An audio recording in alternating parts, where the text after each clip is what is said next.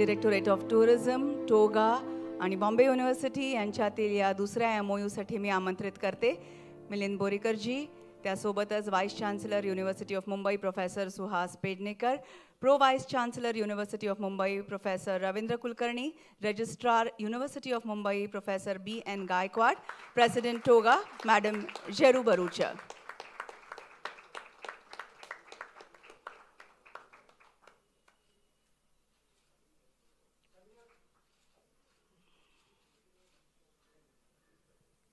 हे देखील pre signed MOUs होते. यांचं आदान प्रदान महाराष्ट्राचे मुख्यमंत्री आणि इतर माननीय मंत्री महोदयांच्या साक्षीने झालेलं आहे. मंडळी, या हेरिटेज टूर्स रविवार आणि सार्वजनिक सुट्ट्यांच्या दिवशी आयोजित केल्या जातील आणि याची बुकिंग्स बुक माय शोद्वारे ऑनलाईन केली जाऊ शकतील. मुंबईचा वैभवशाली वारसा पर्यटकांपर्यंत पोहोचावा हा यामागचा उद्देश. करोना महामारीच्या काळात सुद्धा पर्यटन विभागाने आपलं कामकाज अव्याहतपणे सुरू ठेवलं. गेल्या वर्षभरात जी काही कामगिरी केली त्याचा आपण आता दृकश्राव्य माध्यमातून मागोवा घेऊया. मी आपलं लक्ष पुन्हा एकदा स्क्रीनकडे वेधू इच्छिते. AV please. जागतिक पर्यटन दिनाच्या निमित्ताने मागील वर्षभर पर्यटन विभागाने केलेले राष्ट्र हे देशातील पहिले राज्य ठरले आहे, ज्यामुळे ग्रामीण पर्यटनाला चालना मिळून शेतकऱ्यांचा आर्थिक विकास होण्यास मदत होणार आहे. गेल्या वर्षभरात 450 शेतकरी कृषी पर्यटन केंद्र सुरू करण्यासाठी या योजनेत सहभागी झाले आहेत. तसेच या शेतकऱ्यांना कृषी पर्यटन विषयक प्रशिक्षण देण्यात आले आहे. बीच शॅक धोरण राबवणारे महाराष्ट्र हे देशातील दुसऱ्या क्रमांकाचे राज्य आहे. बीच शॅक धोरणांतर्गत पहिल्या टप्प्यात 8 समुद्रकिनारी पर्यटकांसाठी सुविधा निर्माण केल्या जाणार आहेत. त्यामधील पालघरमधील केळवे आणि बोर्डी, रायगडमधील दिवे आगार आणि वर्सोली, रत्नागिरीतील आरेवारे आणि गुहागर व सिंधुदुर्गमधील कुणकेश्वर आणि तारकर्ली या जागांचा समावेश आहे. या योजनेसाठी पर्यटन विभागास शासकीय जागांचा ताबा मिळाला असून सल्लागारांमार्फत आराखडे अंतिम झाले आहेत. लवकरच या ठिकाणी बीच शॅकची उभारणी केली जाणार आहे. कोविड-19 नंतर राज्यातील पर्यटनाला चालना देण्यासाठी व पर्यटकांच्या मानसिकतेत झालेला बदल लक्षात घेता कॅरव्हॅन पर्यटन धोरण राबवण्यात येत आहे. या धोरणाच्या सहाय्याने राज्यात रोजगाराच्या संधी उपलब्ध होणार आहेत. सोबतच पर्यटकांना राज्यात सुरक्षितरित्या प्रवास करण्यासाठी एक नवीन संधी उपलब्ध होणार आहे. साहसी पर्यटन धोरणाला नुकतीच कॅबिनेटची मंजुरी मिळाली असून पहिल्याच महिन्यात 55 साहसी पर्यटन केंद्र चालकांनी नोंदणीसाठी अर्ज केले आहेत. केंद्र सरकारच्या टुरिस्ट फॅसिलिटेटर प्रोग्राम अंतर्गत महाराष्ट्र पर्यटन विभागाने सुरू केलेल्या गाईड निर्मिती योजनाला चांगला प्रतिसाद लाभला असून आतापर्यंत 700 युवकांनी या कार्यक्रमात नोंदणी केलेली आहे. आदरातिथ्य क्षेत्राला औद्योगिक दर्जा मिळवून देणारे महाराष्ट्र हे पहिले राज्य आहे. नगर विकास, ऊर्जा, पाणी पुरवठा आणि ग्रामविकास यासारख्या विभागांच्या माध्यमातून आदरातिथ्य क्षेत्राला औद्योगिक दर्जा देऊन पर्यटन क्षेत्राला एका नव्या उंचीवर घेऊन जाणे शक्य होणार आहे. 1 एप्रिल 2021 पासून केंद्र सरकारकडे नोंदणी झालेल्या हॉटेलसाठी अंमलबजावणी सुरू केलेली आहे. या धोरणाअंतर्गत वीज दर, पाणी कर, बिनशेती कर, मालमत्ता कर इत्यादी कर औद्योगिक दरानुसार आकारले जाणार आहे. ईज ऑफ डुईंग बिझनेस अंतर्गत आदरातिथ्य क्षेत्रात व्यवसाय सुरू करण्यासाठी परवानग्यांची संख्या 70 वरून 10 इतकी कमी करण्यात आली आहे. त्याचबरोबर आदरातिथ्य क्षेत्राला चालना देण्यासाठी भागधारकांबरोबर सामंजस्य करार करून 3000 कोटींची गुंतवणूक केली आहे, ज्यामुळे महाराष्ट्रात 6000हून अधिक रोजगाराच्या संधी निर्माण होणार आहेत. राज्यातील पर्यटनाशी निगडीत पर्यटन स्थळांची प्रसिद्धी करण्यासाठी देशभरातील विविध 15 दूरदर्शन वाहिन्यांवर हिंदी आणि इंग्रजी भाषेतून जाहिराती प्रसारित करण्यात आल्या. आंतरराष्ट्रीय कृषी पर्यटन परिषद आयोजित करण्यात आली होती, ज्यात 12हून अधिक देश सहभागी झाले होते. यासाठी विविध ठिकाणांवरील स्थानिक अनुभव मिळवून देण्यासाठी प्रसिद्ध कलाकारांचा उपयोग करून घेतला. हे भाग दिनांक 14 ऑगस्ट पासून गुड टाइम्स टीव्ही चॅनल आणि MX प्लेयर वाहिनीवर प्रत्येक शनिवारी संध्याकाळी 7:30 वाजता प्रसारित केले जात आहेत.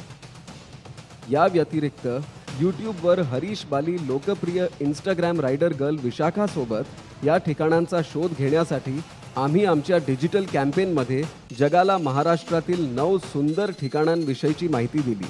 महाराष्ट्रातील पर्यटन स्थळांविषयी अधिक जागरूकता निर्माण करण्यासाठी व पुणे आणि कोकण प्रदेशातील अनेक पर्यटन स्थळांची माहिती देण्यासाठी आम्ही वेबिनार्स आयोजित केले.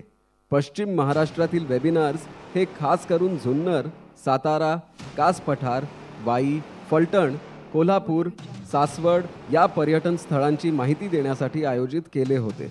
तर कोकणच्या वेबिनार्समध्ये रेवदंडा किल्ला, पालघर, चिपळूण, सिंधुदुर्ग, दापोली, विजयदुर्ग या पर्यटन स्थळांची माहिती दिली गेली. बेटर किचन या लोकप्रिय मासिकाच्या सहकार्याने महाराष्ट्रातील सणासुदीच्या काळातील खाद्यपदार्थ, मालवणी व खानदेशी खाद्यपदार्थ, पारंपरिक खाद्यपदार्थ तसेच काही समारंभातील जेवणावळींसाठी करण्यात येणारे पारंपरिक पदार्थ याविषयी लोकांना माहिती देण्यात आली.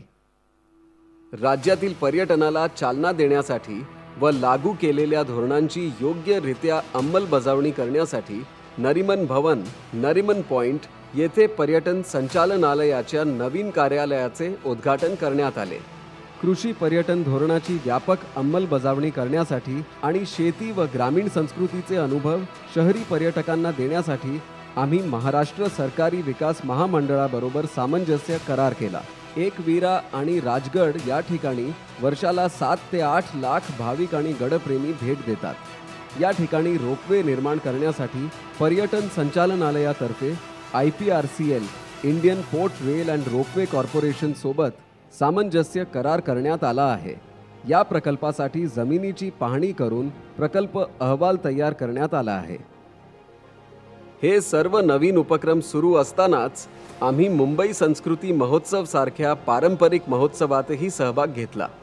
या महोत्सवात मुंबईतील वास्तुकलेच्या पार्श्वभूमीवर उठून दिसणारे पारंपरिक संगीत इथे अनुभवायला मिळते. हा महोत्सव 1992 मध्ये बाणगंगा महोत्सव म्हणून जाणला जात होता. त्यावेळेपासून आपण या महोत्सवात सहभागी होत आहेत. जुन्नर महोत्सव महाराष्ट्राची परंपरा व वैभवशाली संस्कृती तसेच जुन्नर या प्राचीन शहरातील समृद्ध वारशाची जगाला ओळख करून देण्यासाठी हा उपक्रम राबवण्यात आला होता. मुंबई महोत्सव भारताच्या आर्थिक राजधानीच्या अर्थव्यवस्थेला पुनर्जीवित करण्याच्या आणि मुंबईतील लोकांची व व्यापाऱ्यांची एकमेकांच्या सहकार्याने भरभराट व्हावी या उद्देशाने आयोजित करण्यात येणारा सर्वात मोठा द मुंबई फेस्टिवल हा अनुभवजन्य महोत्सव साजरा करण्यात आला.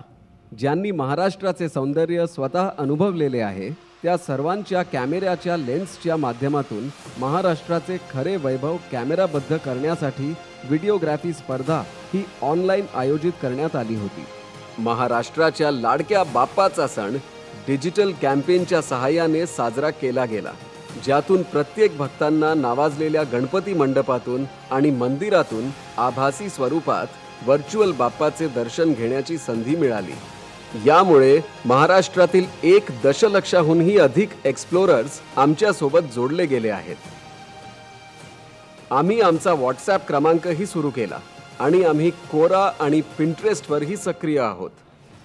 आमच्या सोबत महाराष्ट्राच्या या सुंदर जगताची सफर केल्याबद्दल आम्ही तुमचे अत्यंत आभारी आहोत आणि यापुढील सफरीसाठी अत्यंत आतुर आहोत.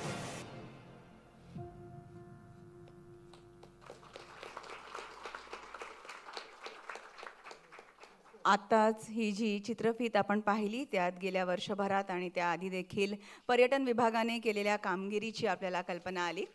मंडळी, महाराष्ट्र पर्यटनाने एक आंतरराष्ट्रीय पद्धतीचं संकेतस्थळ म्हणजेच वेबसाईट निर्माण करण्याचा प्रयत्न केलाय.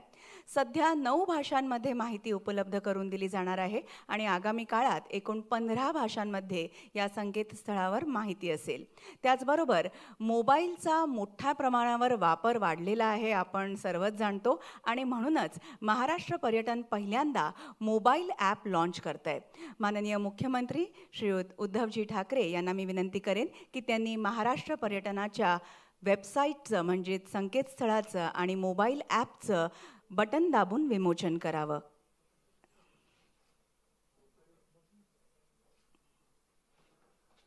महाराष्ट्र पर्यटन संचालनालयाच्या संकेतस्थळावर आपले सहर्ष स्वागत आहे.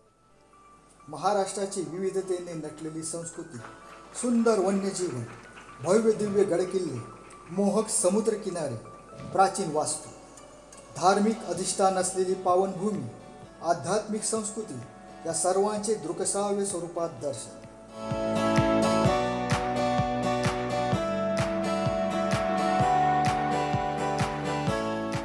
हे संकेतस्थळ हिंदी, मराठी, इंग्लिश या व्यतिरिक्त बंगाली, गुजराती आणि तेलुगू या 3 राष्ट्रीय भाषांमध्ये तसेच जापनीज, फ्रेंच आणि स्पॅनिश या 3 आंतरराष्ट्रीय भाषांमध्येही उपलब्ध आहे.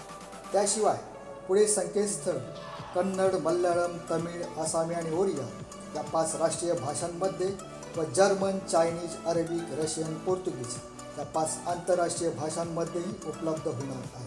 संकेतस्थळावर 350 पेक्षा अधिक विविधतेने नटलेली पर्यटन स्थळे उपलब्ध आहेत आणि भविष्यात यापेक्षा अधिक पाहायला मिळतील. पर्यटकांच्या स्वारस्यानुसार टुरिस्ट इंटरेस्ट विभागात आवश्यक ती सर्व माहिती मिळेल. स्पॉटलाईट या फीचरमध्ये एखाद्या विशेष पर्यटन स्थळाबद्दल सचित्र माहिती मिळू शकते. डिस्टन्स कॅल्क्युलेटरने इच्छित पर्यटनस्थळी जाण्यासाठी अंतराबद्दलची अचूक माहिती मिळू शकते. एक्सप्लोर महाराष्ट्र या पर्यायात एखाद्या स्थळाची माहिती नकाशावर क्लिक करून मिळू शकते.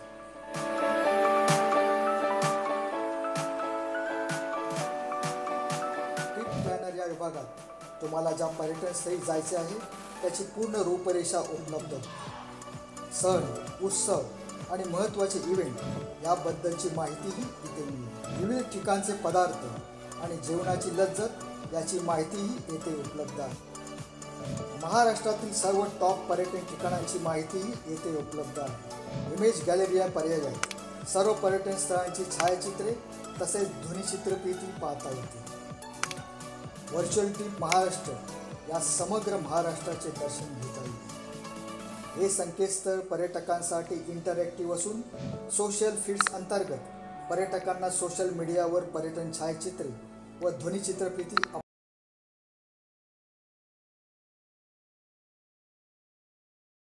अपलोड करता येते. ट्रॅव्हलर्स एक्सपिरियन्स या विभागात पर्यटकांचा अनुभव, त्यांच्या कमेंट्स शेअर करता येते.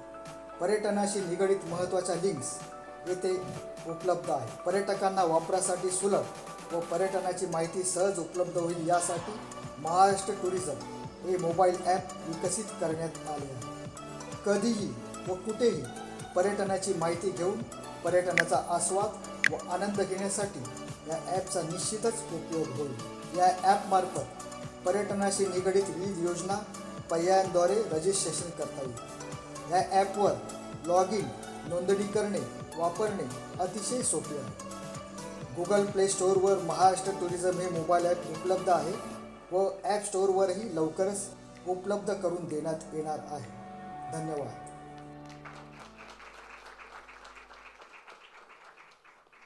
मंडळी, कोविड महामारीतून महाराष्ट्राची परिस्थिती सुधारत असताना महाराष्ट्रातील पर्यटन स्थळांकडे परराज्यातील आणि परदेशातील पर्यटकांना आकर्षित करण्यासाठी विविध प्रसिद्धी माध्यमांचा वापर करून प्रसिद्धी मोहीम राबवली जाणार आहे.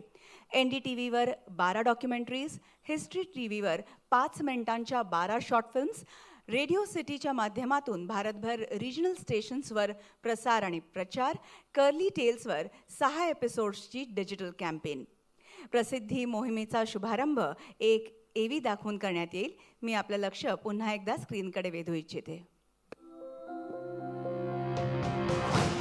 पर्यटन दिनानिमित्त महाराष्ट्रातील पर्यटन भविष्य काळात आणखी आश्वासक बनवण्यासाठी येत्या काळात होणाऱ्या घडामोडींवर एक नजर टाकू.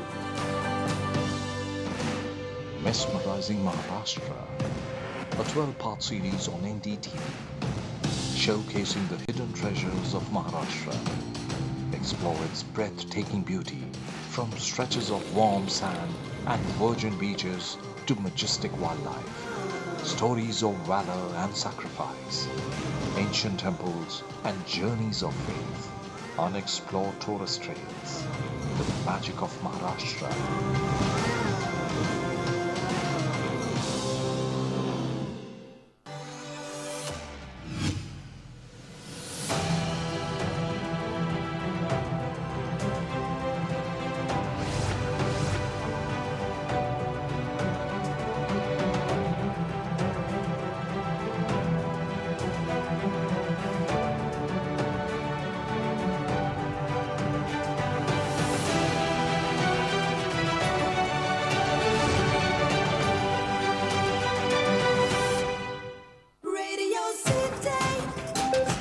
रेडिओ सिटी 91.1 घेऊन येत आहे महाराष्ट्र टुरिझम डिपार्टमेंटच्या संयुक्त विद्यमाने महाराष्ट्र देखो with radio city 91.1.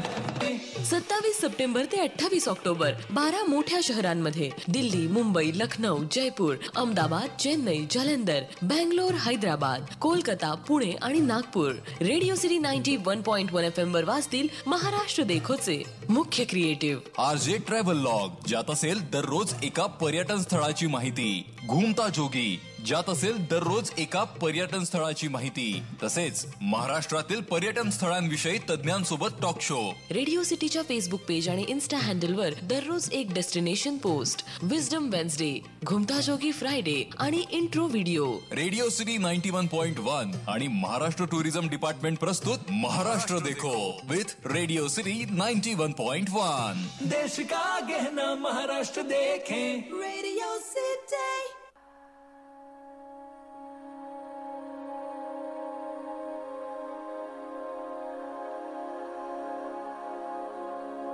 Did you know Maharashtra is this beautiful?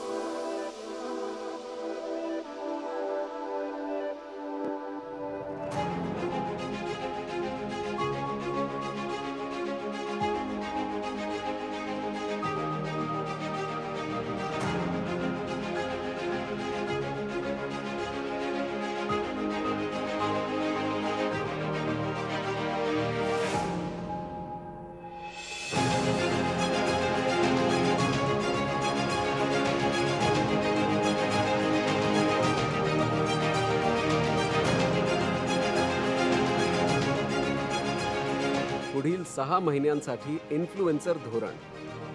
100हून अधिक इन्फ्लुएन्सर्स बरोबर करार. Digital campaign. एम्पॅनल केलेले 11 कॉन्टेंट रायटर्स. पर्यटन स्थळांबद्दल जागरूकता निर्माण करणे. हे एम्पॅनल केलेले लेखक महाराष्ट्रातील प्रसार माध्यमांना माहिती देऊन पर्यटन स्थळांविषयी जागरूकता निर्माण करतील. आजपासून पुढील 1 महिना मुंबईमधील उबर गाड्यांवर महाराष्ट्रातील विविध पर्यटन स्थळांबद्दल माहिती दर्शवली जाणार आहे.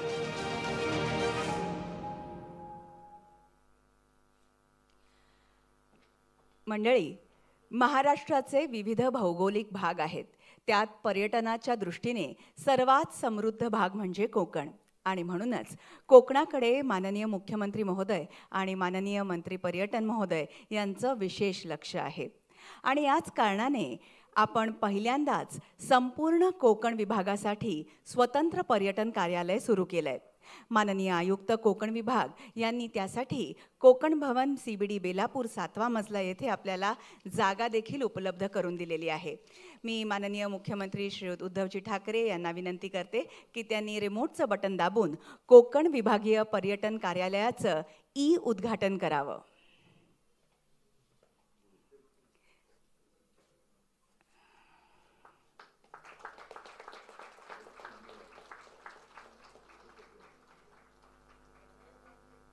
लाईव्ह जोडले गेलेले आहेत आपल्याकडे कोकण पर्यटन विभागाच्या कार्यालयातून ही स्क्रीन आपल्याला दिसतेय. पुढे जाऊया. महाराष्ट्रातील 6 विभागातील 6 शहरात म्हणजेच मुंबई, पुणे, नागपूर, औरंगाबाद, नाशिक आणि अमरावती या ठिकाणी प्रत्येकी 2000 चौरस फुटांची कला भिंत साकारण्यात येणार आहे. तर या 6 विभागीय ठिकाणांच्या टुरिझम वॉलचं आभासी प्रदर्शन आणि अनावरण करण्याची विनंती मी माननीय मुख्यमंत्री महोदयांना करते. पुन्हा एकदा रिमोटचं बटन दाबून आपण इलेक्ट्रॉनिक उद्घाटन करावं अशी विनंती.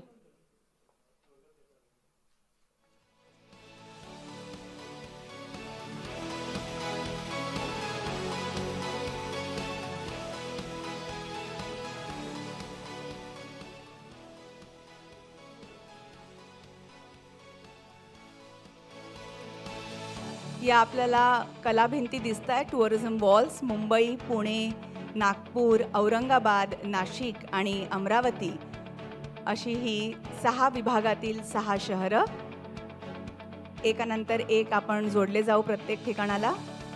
पुढचं शहर प्लीज. Next city.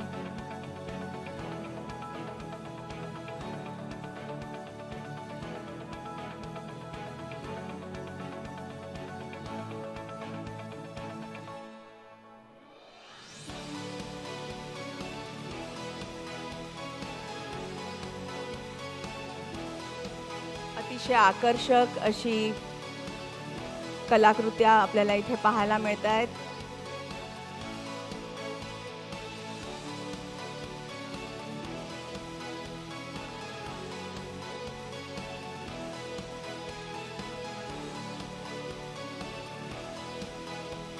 मनमोहक अशा या ग्राफिटी वॉल्स.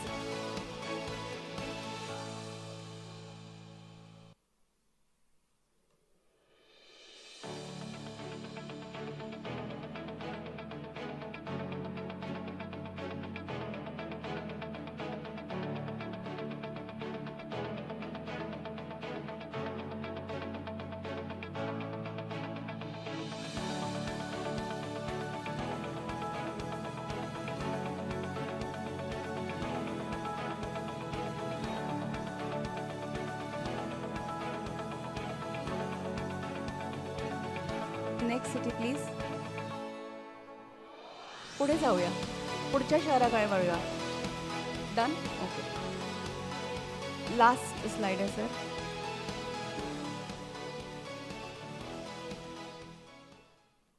थँक्यू. मंडळी, पर्यटन हे रोजगार क्षमता असलेलं क्षेत्र आहे. त्याचबरोबर पर्यटकांना योग्य आणि चांगल्या प्रकारे खरीखुरी क्रेडिबल माहिती मिळावी याकरता गाईड्सचं एक विशेष महत्त्व असतं. आणि म्हणूनच आपण भारत सरकारच्या मदतीने टुरिस्ट फॅसिलिटेटर प्रोग्रॅम महाराष्ट्र पर्यटनद्वारे राबवला. त्याला उत्स्फूर्त असा प्रतिसाद देखील मिळाला आणि आज आपण त्यातल्याच निवडक गाईड्सचा गौरव करणार आहोत. प्रमाणपत्र वाटप करण्याची विनंती मी माननीय मुख्यमंत्री महोदयांना करते. सर्वप्रथम श्रीयुत फरहान राजू शेख.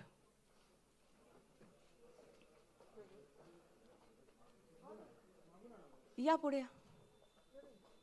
सॉरी.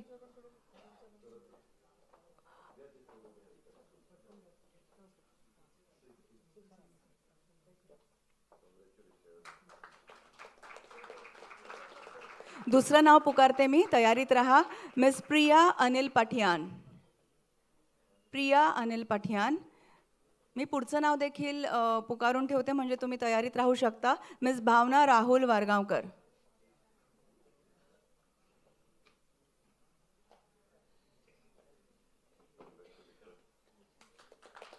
अभिनंदन.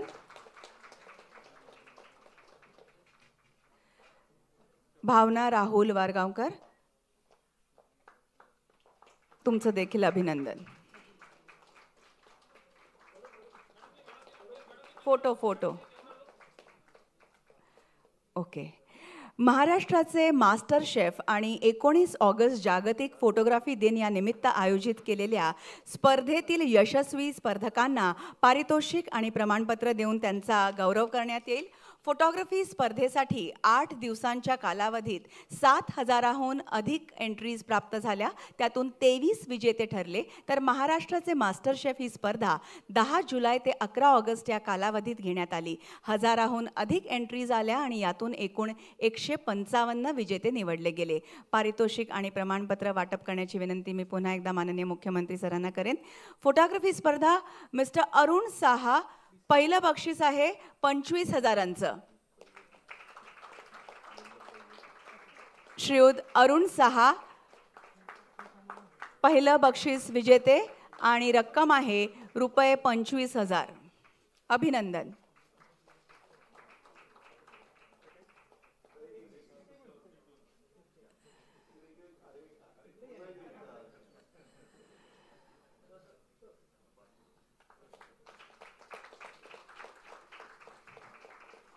दुसऱ्या बक्षिसाचे विजेते श्रीयुत कौस्तुभ म्हात्रे. रक्कम आहे 10,000. कौस्तुभ म्हात्रे, दुसरं बक्षीस, रक्कम रुपये 10,000. अभिनंदन.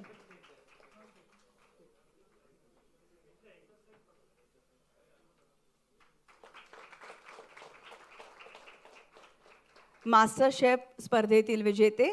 पहिलं बक्षीस रुपये 10,000 श्रीयुत गिरीश प्रभाकर शिताप. श्रीयुत गिरीश प्रभाकर शिताप, पहिलं बक्षीस, रक्कम आहे रुपये 10,000.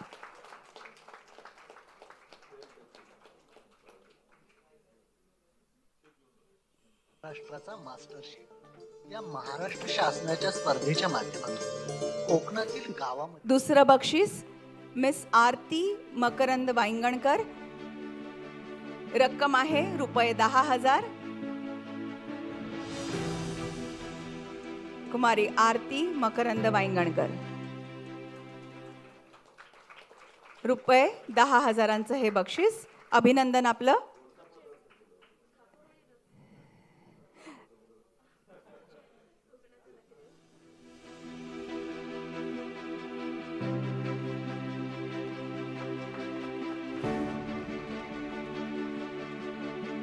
धन्यवाद. मान्यवरांना बसून घ्यायची मी विनंती करेन. कंटिन्यू. ओके. मंडळी, कोविडचा पर्यटन क्षेत्राला प्रचंड फटका बसला, परंतु माननीय प्रधान सचिव पर्यटन श्रीमती वल्सा नायर सिंग यांच्या कुशल पुढाकारामुळे महाराष्ट्र हे एकमेव असं राज्य आहे ज्याने आदरातिथ्य क्षेत्राला औद्योगिक दर्जाचे लाभ दिले. 70 परवान्यांची संख्या घटवून ती 10वर आणली, ज्यामुळे 3,000 कोटींचे सामंजस्य करार करण्यात आले, ज्याद्वारे 6,000हून अधिक थेट रोजगार संधी उपलब्ध होऊ शकतील. Beach shack, agro tourism, caravan tourism, adventure tourism या योजना राबवण्यात आल्या. या व्यतिरिक्त विविध माध्यमातून प्रमोशनल कॅम्पेन्स देखील राबवण्यात आल्या. दूरगामी परिणाम करणाऱ्या या विशेष कार्यासाठी माननीय प्रधान सचिव पर्यटन श्रीमती वल्सा नायर सिंग यांचा सत्कार करण्याची विनंती मी माननीय मुख्यमंत्री महोदयांना करते.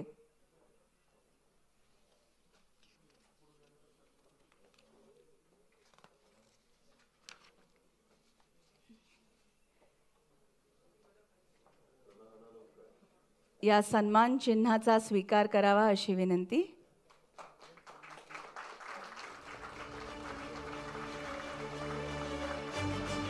खूप खूप धन्यवाद आणि अभिनंदन.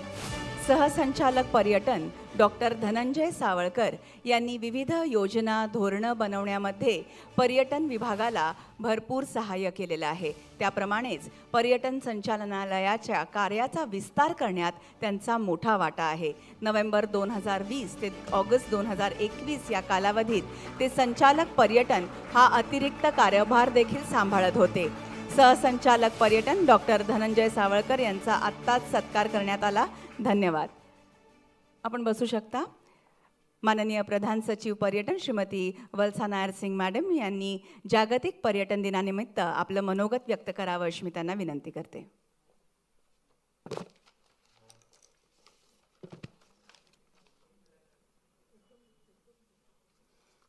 माननीय मुख्यमंत्री महोदय, माननीय उपमुख्यमंत्री महोदय, माननीय महसूल मंत्री, माननीय पर्यटन मंत्री, माननीय पर्यटन राज्यमंत्री आणि उपस्थित सगळ्या मान्यवर, सर्वांना जागतिक पर्यटन दिनाच्या हार्दिक शुभेच्छा. टुरिझम फॉर इन्क्लुसिव्ह ग्रोथ हा घोषवाक्य या दिनाचं महत्त्व आणखीन वाढवत आहे. सर, मला मिळालेल्या हा मान्यतेबद्दल मी माननीय मुख्यमंत्री, माननीय उपमुख्यमंत्री, माननीय पर्यटन मंत्री आणि माननीय पर्यटन राज्यमंत्री यांचा आभार मानू इच्छिते. सर, आम्ही ज्या काही यश मिळवले आहे ते केवळ टीमवर्कमुळे और आपण सर्वांच्या सशक्त पाठिंब्यामुळे आहे. सर, हा डिपार्टमेंटचे team Shri director Shri Borikar, MD Jayashree Bhoj, joint director Shri Sawalkar, deputy secretary Shri Dandekar, सगळ्यांच्या या यशात मी डेडिकेट करते. सर, मला खात्री आहे की हा जे नवीन टीम राज्याचं पर्यटन वाढवण्यासाठी प्रयत्न करून यश पुन्हा मिळवेल. सर, गेल्या 2 वर्ष या क्षेत्रासाठी सर्वात आव्हानात्मक होते. इतर क्षेत्र हळूहळू सामान्य स्थितीत येत असताना पर्यटन क्षेत्राला मोठ्या अडचणीसह स्वतःचं पुनरुज्जीवन करावं लागले. टुरिस्ट अरायव्हल्स 95% कमी झाली आणि जागतिक इकॉनॉमी $4 ट्रिलियन पर्यटनामुळे नुकसान झालं. परंतु मुख्यतः आपल्या देशात देशांतर्गत पर्यटनामुळे हा क्षेत्र आता सामान्य स्थितीत परत येत आहे. या क्षेत्राकडे रोजगार निर्माण करण्याची, क्लायमेट चेंज लढवण्याची, दुर्बल घटकांना प्रोत्साहन देण्याची शक्ती आहे. Hence, for inclusive growth, there is no other sector like tourism. म्हणून पर्यटन आणि अन्य क्षेत्राची लिंकेज डिफाईन करून एक रेस्पॉन्सिबल टुरिझम कॅम्पेन अशी एक नवीन कल्पना आता आमच्या पुढे आहे. खाजगी क्षेत्रासह राज्य सरकार आणि केंद्र सरकारच्या जास्तीत जास्त विभागाचा समावेश करून एक लिंकेज असणारा एक रोडमॅप आम्ही तयार करत आहोत. रेस्पॉन्सिबल टुरिझमसोबत एक नवीन धोरण आता तयार होत आहे की vacation rental policy. Along with caravan tourism, agro-tourism and adventure, I think these are the key policies which will revive the tourism growth of Maharashtra. So, hospitality क्षेत्रांना नवीन ऊर्जा देणारा इंडस्ट्री स्टेटस हा टुरिझम पुनरुज्जीवनाचे एक मोठा योगदान आहे. अनेक राज्यांनी आता या दिशेने वाटचाल सुरू केली आहे. रेग्युलेटरी अथॉरिटी यांच्या मान्यतेसाठी कारवाई आता सुरू आहे. आम्ही डिजिटल स्पेस आणि सोशल मीडियम आता आपण पाहिले असेल नवीन ॲग्रेसिव्ह मार्केटिंग सुरू केले आहे. न्यू वेबसाईट आणि mobile app I am sure will find lot of interesting campaigns and new takers. I again want to put on record the initiatives by the directorate team, be it the Maharashtra Master Chef or the Fort Scheme or the videography contest or Flavors of Maharashtra. It has been an exciting year to work despite the COVID. Tourism infrastructure is something of an area of concern to us. But even in this, I would say that MTDC has really planned much ahead. MTDCचा हा नवीन PPP policy आता tender stage आहे. And the bidders, we have got one of the big team of global bidders are showing interest in the PPP policy of MTDC. Deccan Odyssey luxury train is one of our flagship properties. It has been voted as the best luxury train on more than 2 occasions. Wildlife trail, heritage trail, the coastal tours. There are much more to offer in Deccan Odyssey. Sir, माझा एक छोटा request आहे. डेक्कन ओडिसी कार्यान्वित झाल्यानंतर आपण मंत्रिमंडळाची एक बैठक डेक्कन ओडिसीवर घ्यावा सर. मुंबई ते सिंधुदुर्ग मार्गावर आपण हा मंत्रिमंडळ बैठक आयोजित केलं तर टुरिझमवर खूप चांगलं फोकस त्याच्यात होईल सर. सर पर्यटन आणि सिंधुदुर्गचं कनेक्शन खूप स्ट्रॉंग आहे सर. आता मला हे सांगताना अभिमान वाटते की शेवटी सिंधुदुर्ग हा एअर कनेक्टिव्ह मुंबईशी जोडत होत आहे. 9 ऑक्टोबरला सिंधुदुर्ग एअरपोर्टचं उद्घाटन ठरलेलं आहे. याच्यातून पर्यटनाला मोठा प्रोत्साहन नक्की होईल. Sir, I would like to close by thanking the honorable ministers for the trust placed in me and my team and for the opportunity given to us to deliver. We look forward to the continued support and to use tourism to contribute to the development of every citizen, from the poor to the rich, from the illiterate to the literate, from the young to the old. Maharashtra is a land of unlimited opportunities. This is a land of unlimited experiences. Maharashtra Unlimited. This is going to be our focus and our heartbeat. Thank you. Jai Hind, Jai Maharashtra.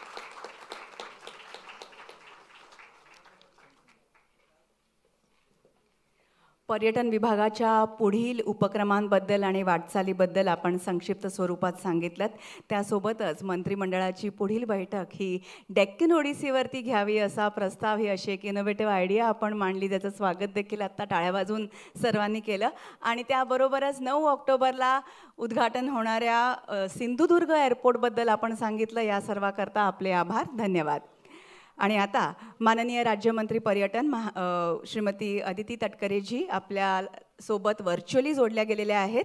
त्यांना मी विनंती करीन की त्यांनी सर्वांना संबोधित करावं.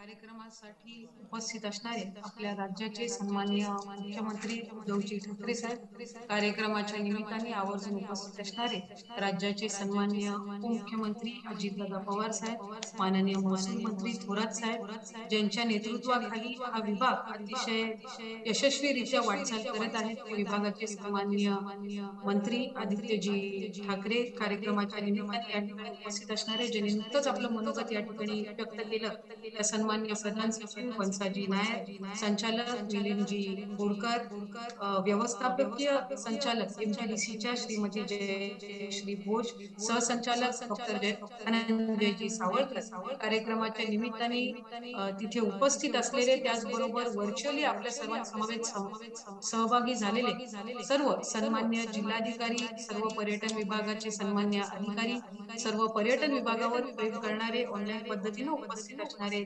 सन्मान्य बंधू आणि भगिनी, मी सर्वप्रथम तर या ठिकाणी पर्यटन दिनाच्या पुन्हा एकदा आपल्या सर्वांना मनापासूनच्या शुभेच्छा देते. आजचा हा दिवस आपल्या सर्वांसाठी अतिशय आनंदाचा आहे आणि आज या कार्यक्रमाच्या निमित्ताने अभिमानाने उल्लेख करावा असं वाटतं. या कोविडच्या कालावधीमध्ये सुद्धा सर्वात जास्त कार्यरत असणारा विभाग म्हणजे पर्यटन विभाग आहे.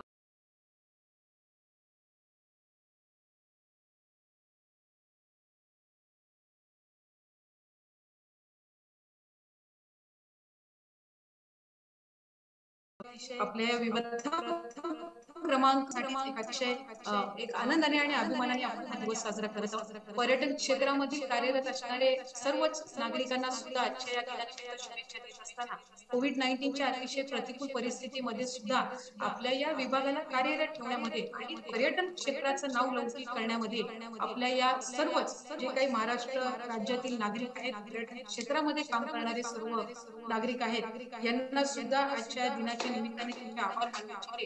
पर्यटन विभागाअंतर्गत जे काही उपाययोजना किंवा ज्या धोरणांना आपण या ठिकाणी मान्यता दिली, या संदर्भातला उल्लेख या कार्यक्रमामध्ये निश्चितपणाने त्या ठिकाणी झाला.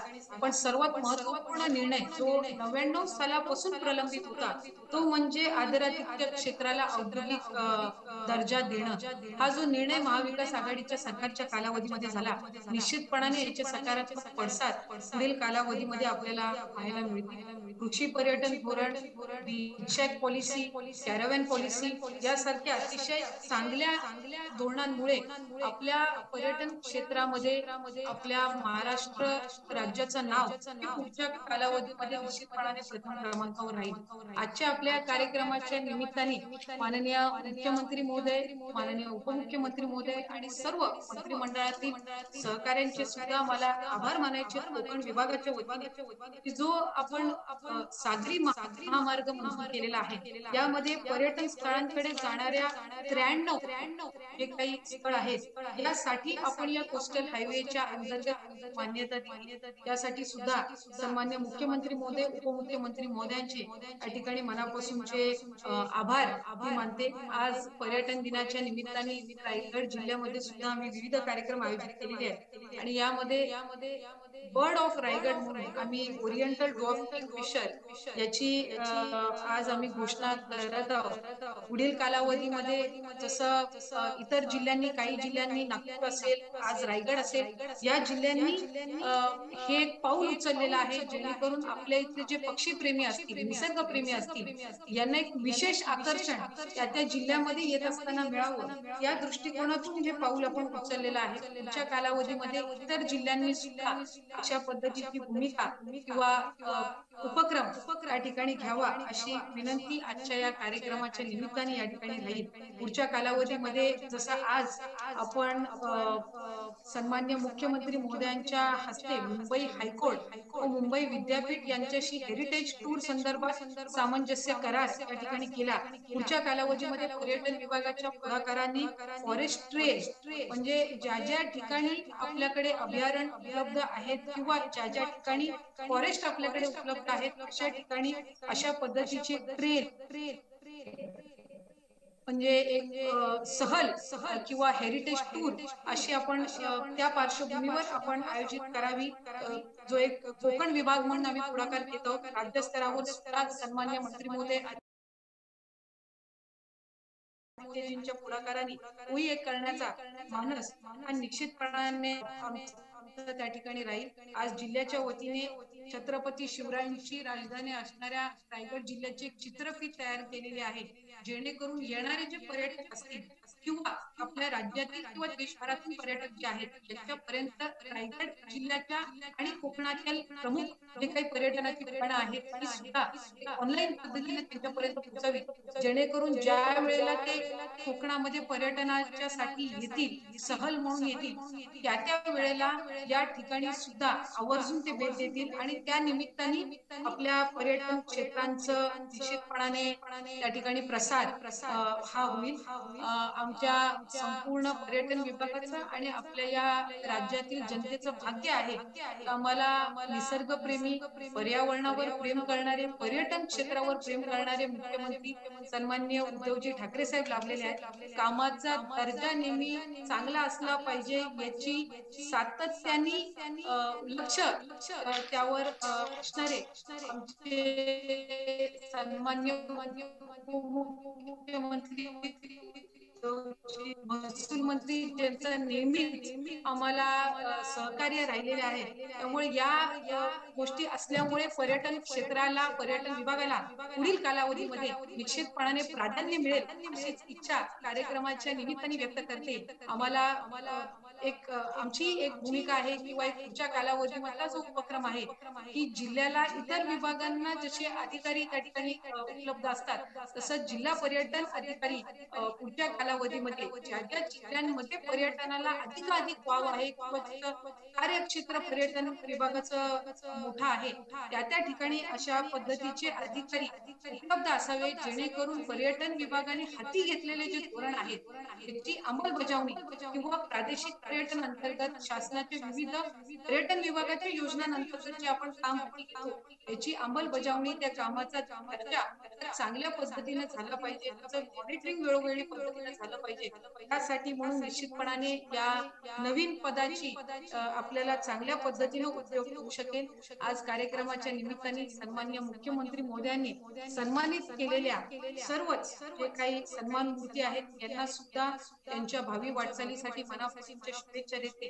जागतिक पर्यटन दिनाच्या निमित्ताने हीच इच्छा व्यक्त करते की आज जसं महाराष्ट्र राज्याला प्रथम क्रमांक पर्यटन क्षेत्रामध्ये मिळालेला आहे, तशाच पद्धतीनं देशामध्ये आणि जगामध्ये आपल्या महाराष्ट्र राज्याचं नाव हे पर्यटन क्षेत्रामध्ये कायमस्वरूपी उज्ज्वल राहो अशीच कार्यक्रमाच्या दिनी इच्छा व्यक्त करते. मला या ठिकाणी व्हिडिओ कॉन्फरन्सद्वारे कार्यक्रमामध्ये सहभागी होण्याची संधी मिळाल्याबद्दल आभार या ठिकाणी व्यक्त करते. धन्यवाद. जय हिंद, जय महाराष्ट्र.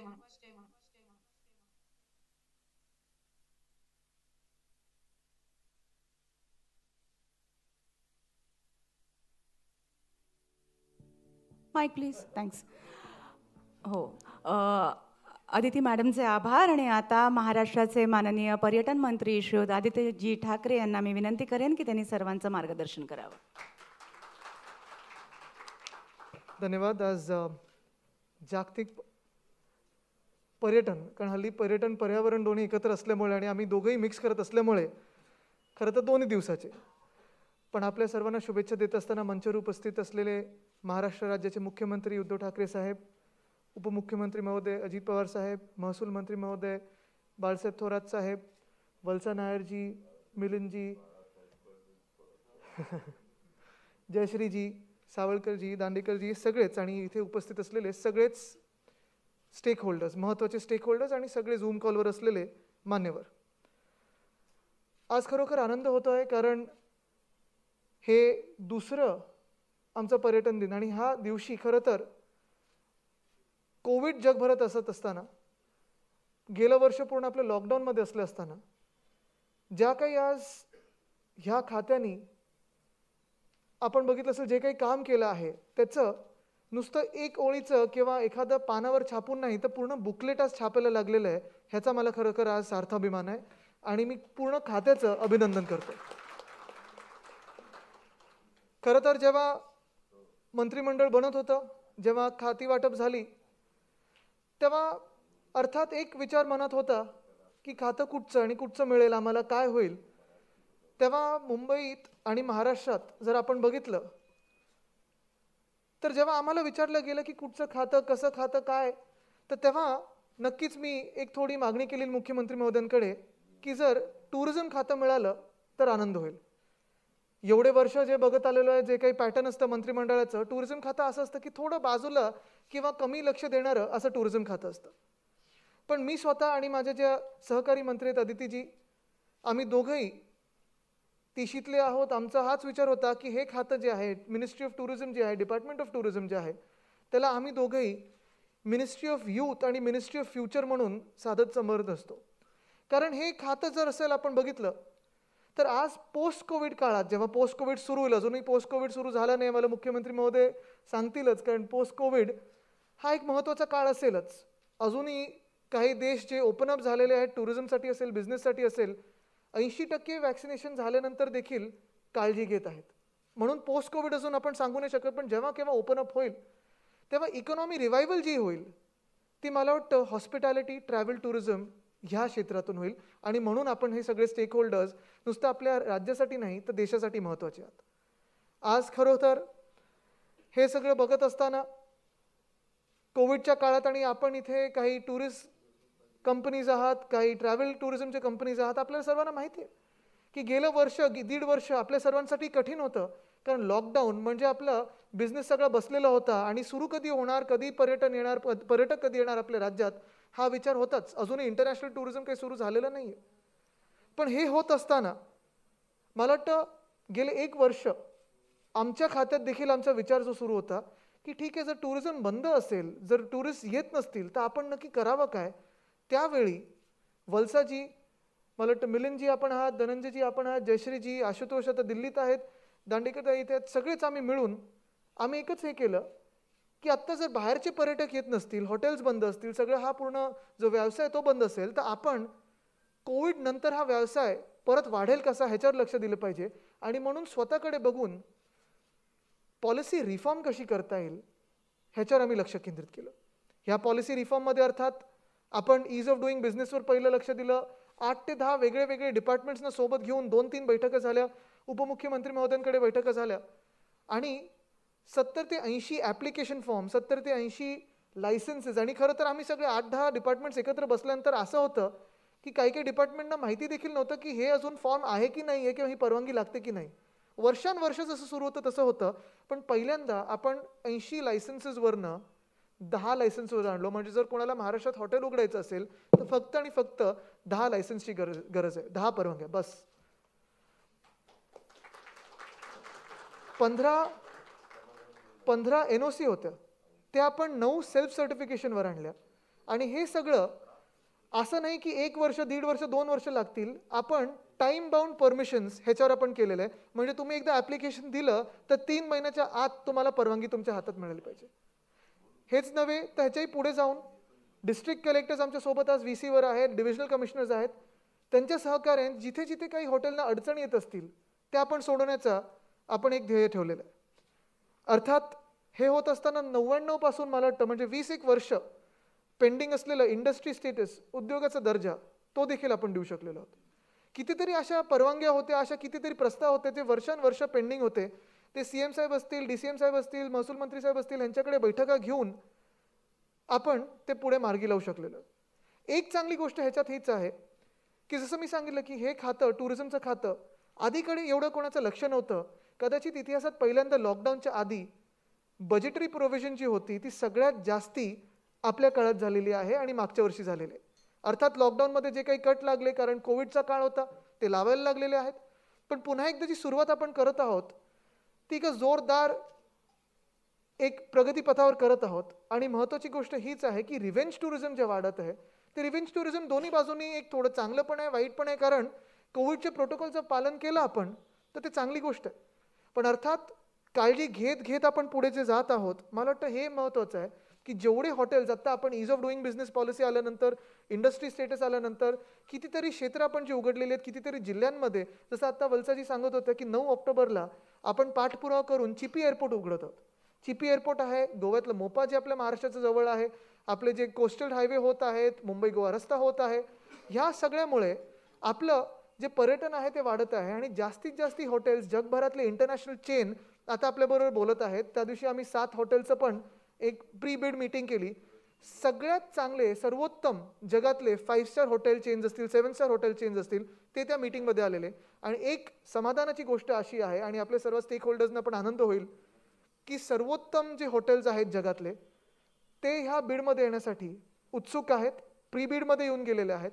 आणि पुढच्या 1 वर्षात मोठे मोठे हॉटेल चेनची नावं आपल्याला महाराष्ट्राच्या नुसतं मुंबई आणि पुणे नाही तर वेगळ्या डिस्ट्रिक्ट्समध्ये, वेगळ्या जिल्ह्यांमध्ये दिसतील, ह्याचा मला अभिमान आहे.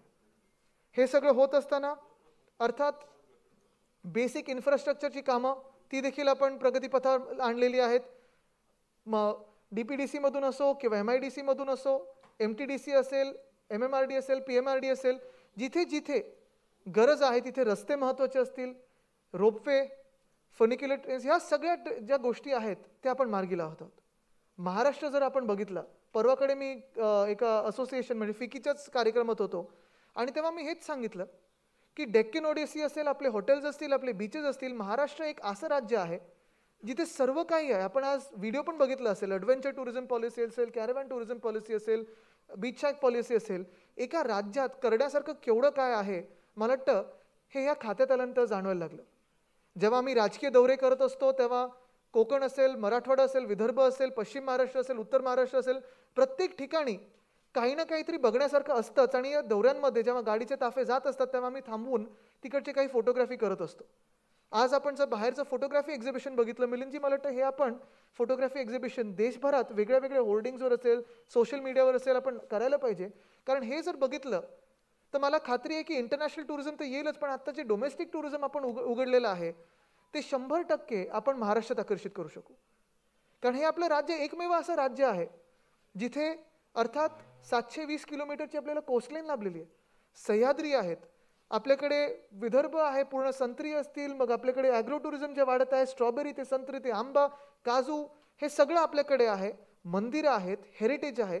मला वाटतं जगाला दाखवण्यासारखं जे जे आपल्या देशामध्ये, हिंदुस्थानामध्ये आहे ते आपल्या महाराष्ट्रात आहे. कदाचित वाळवंट सोडलं तर सगळं काही आहे. पण हे सगळं करत असताना मला आपली सर्वांची मदत पाहिजे आणि म्हणून आपण आज ही स्टेक होल्डर्सना इथे बोलवलेलं आहे.